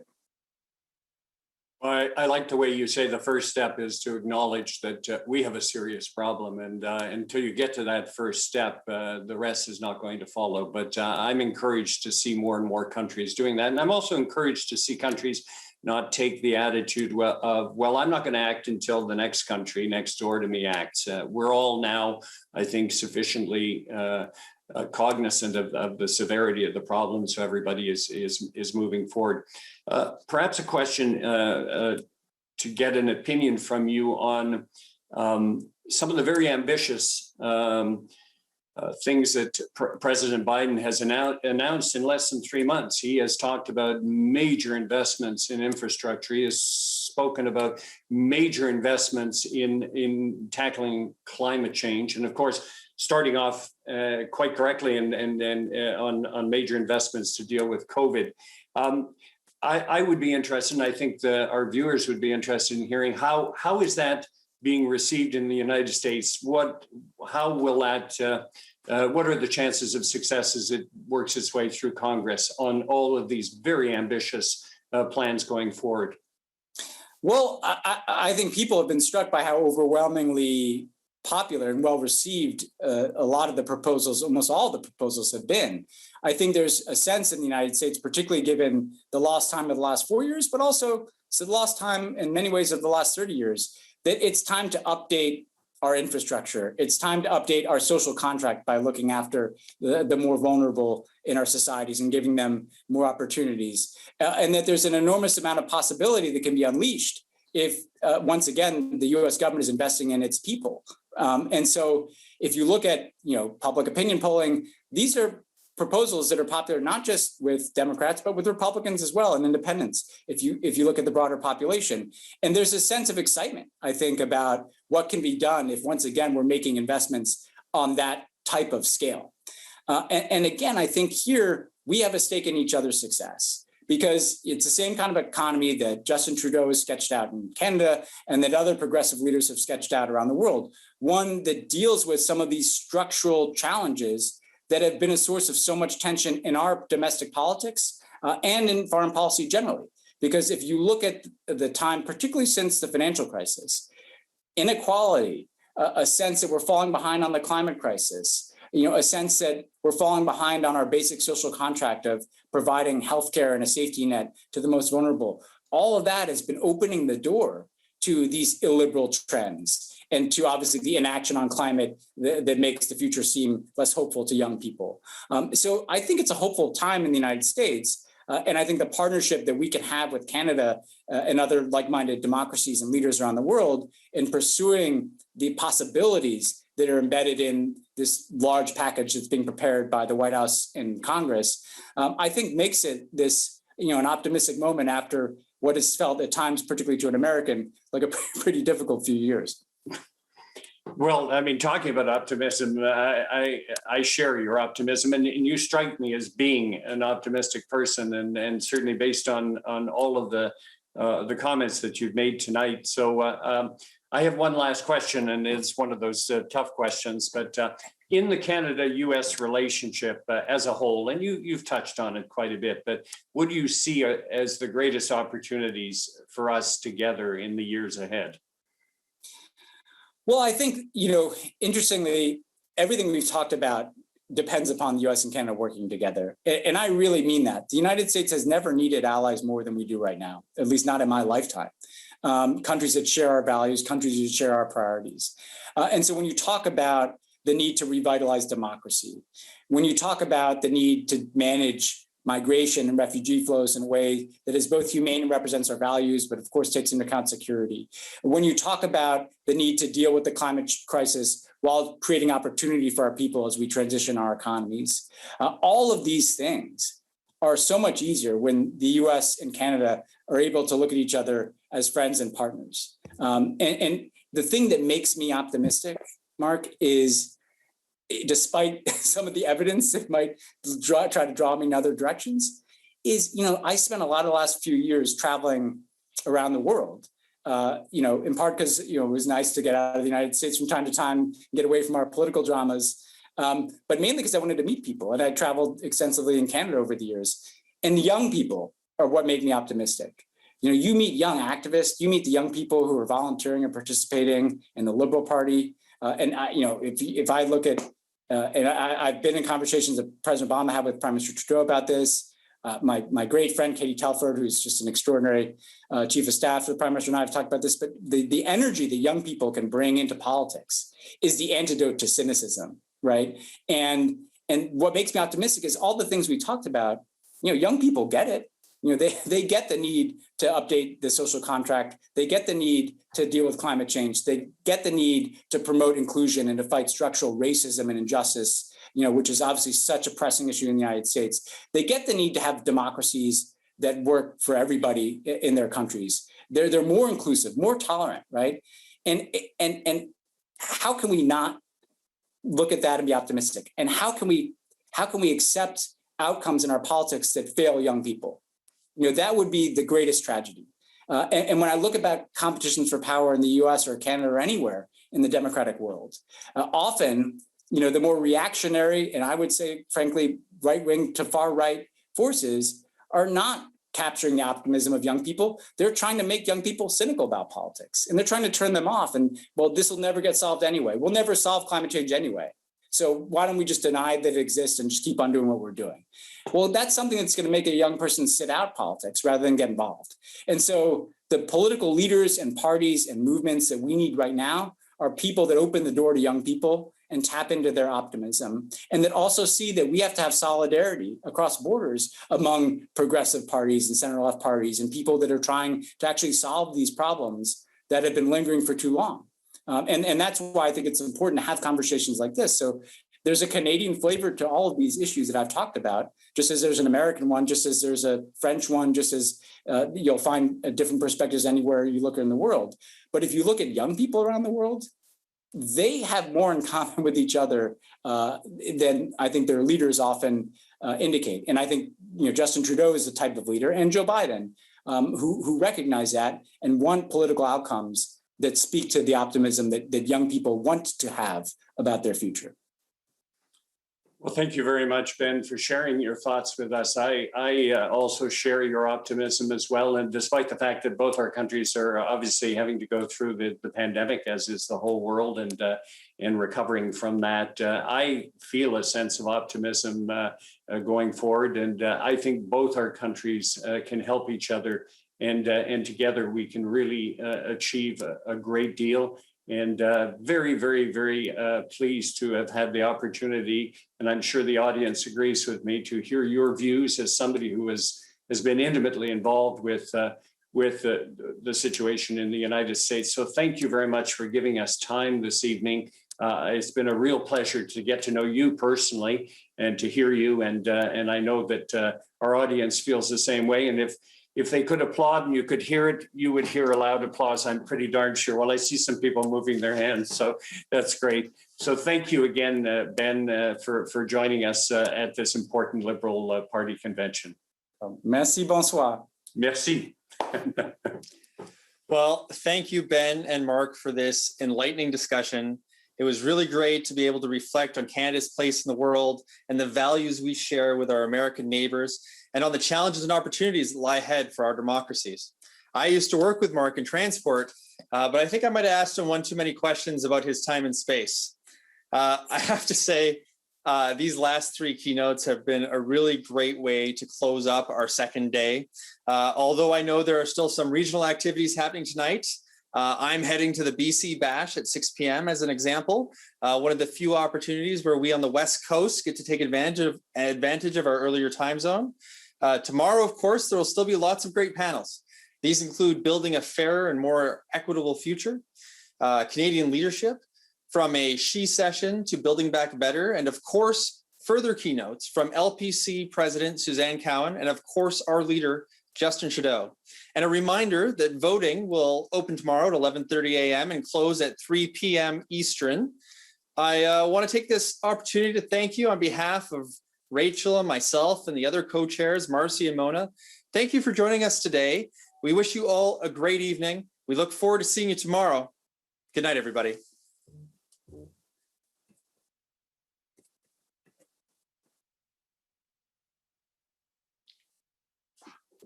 That was so great. We're clear?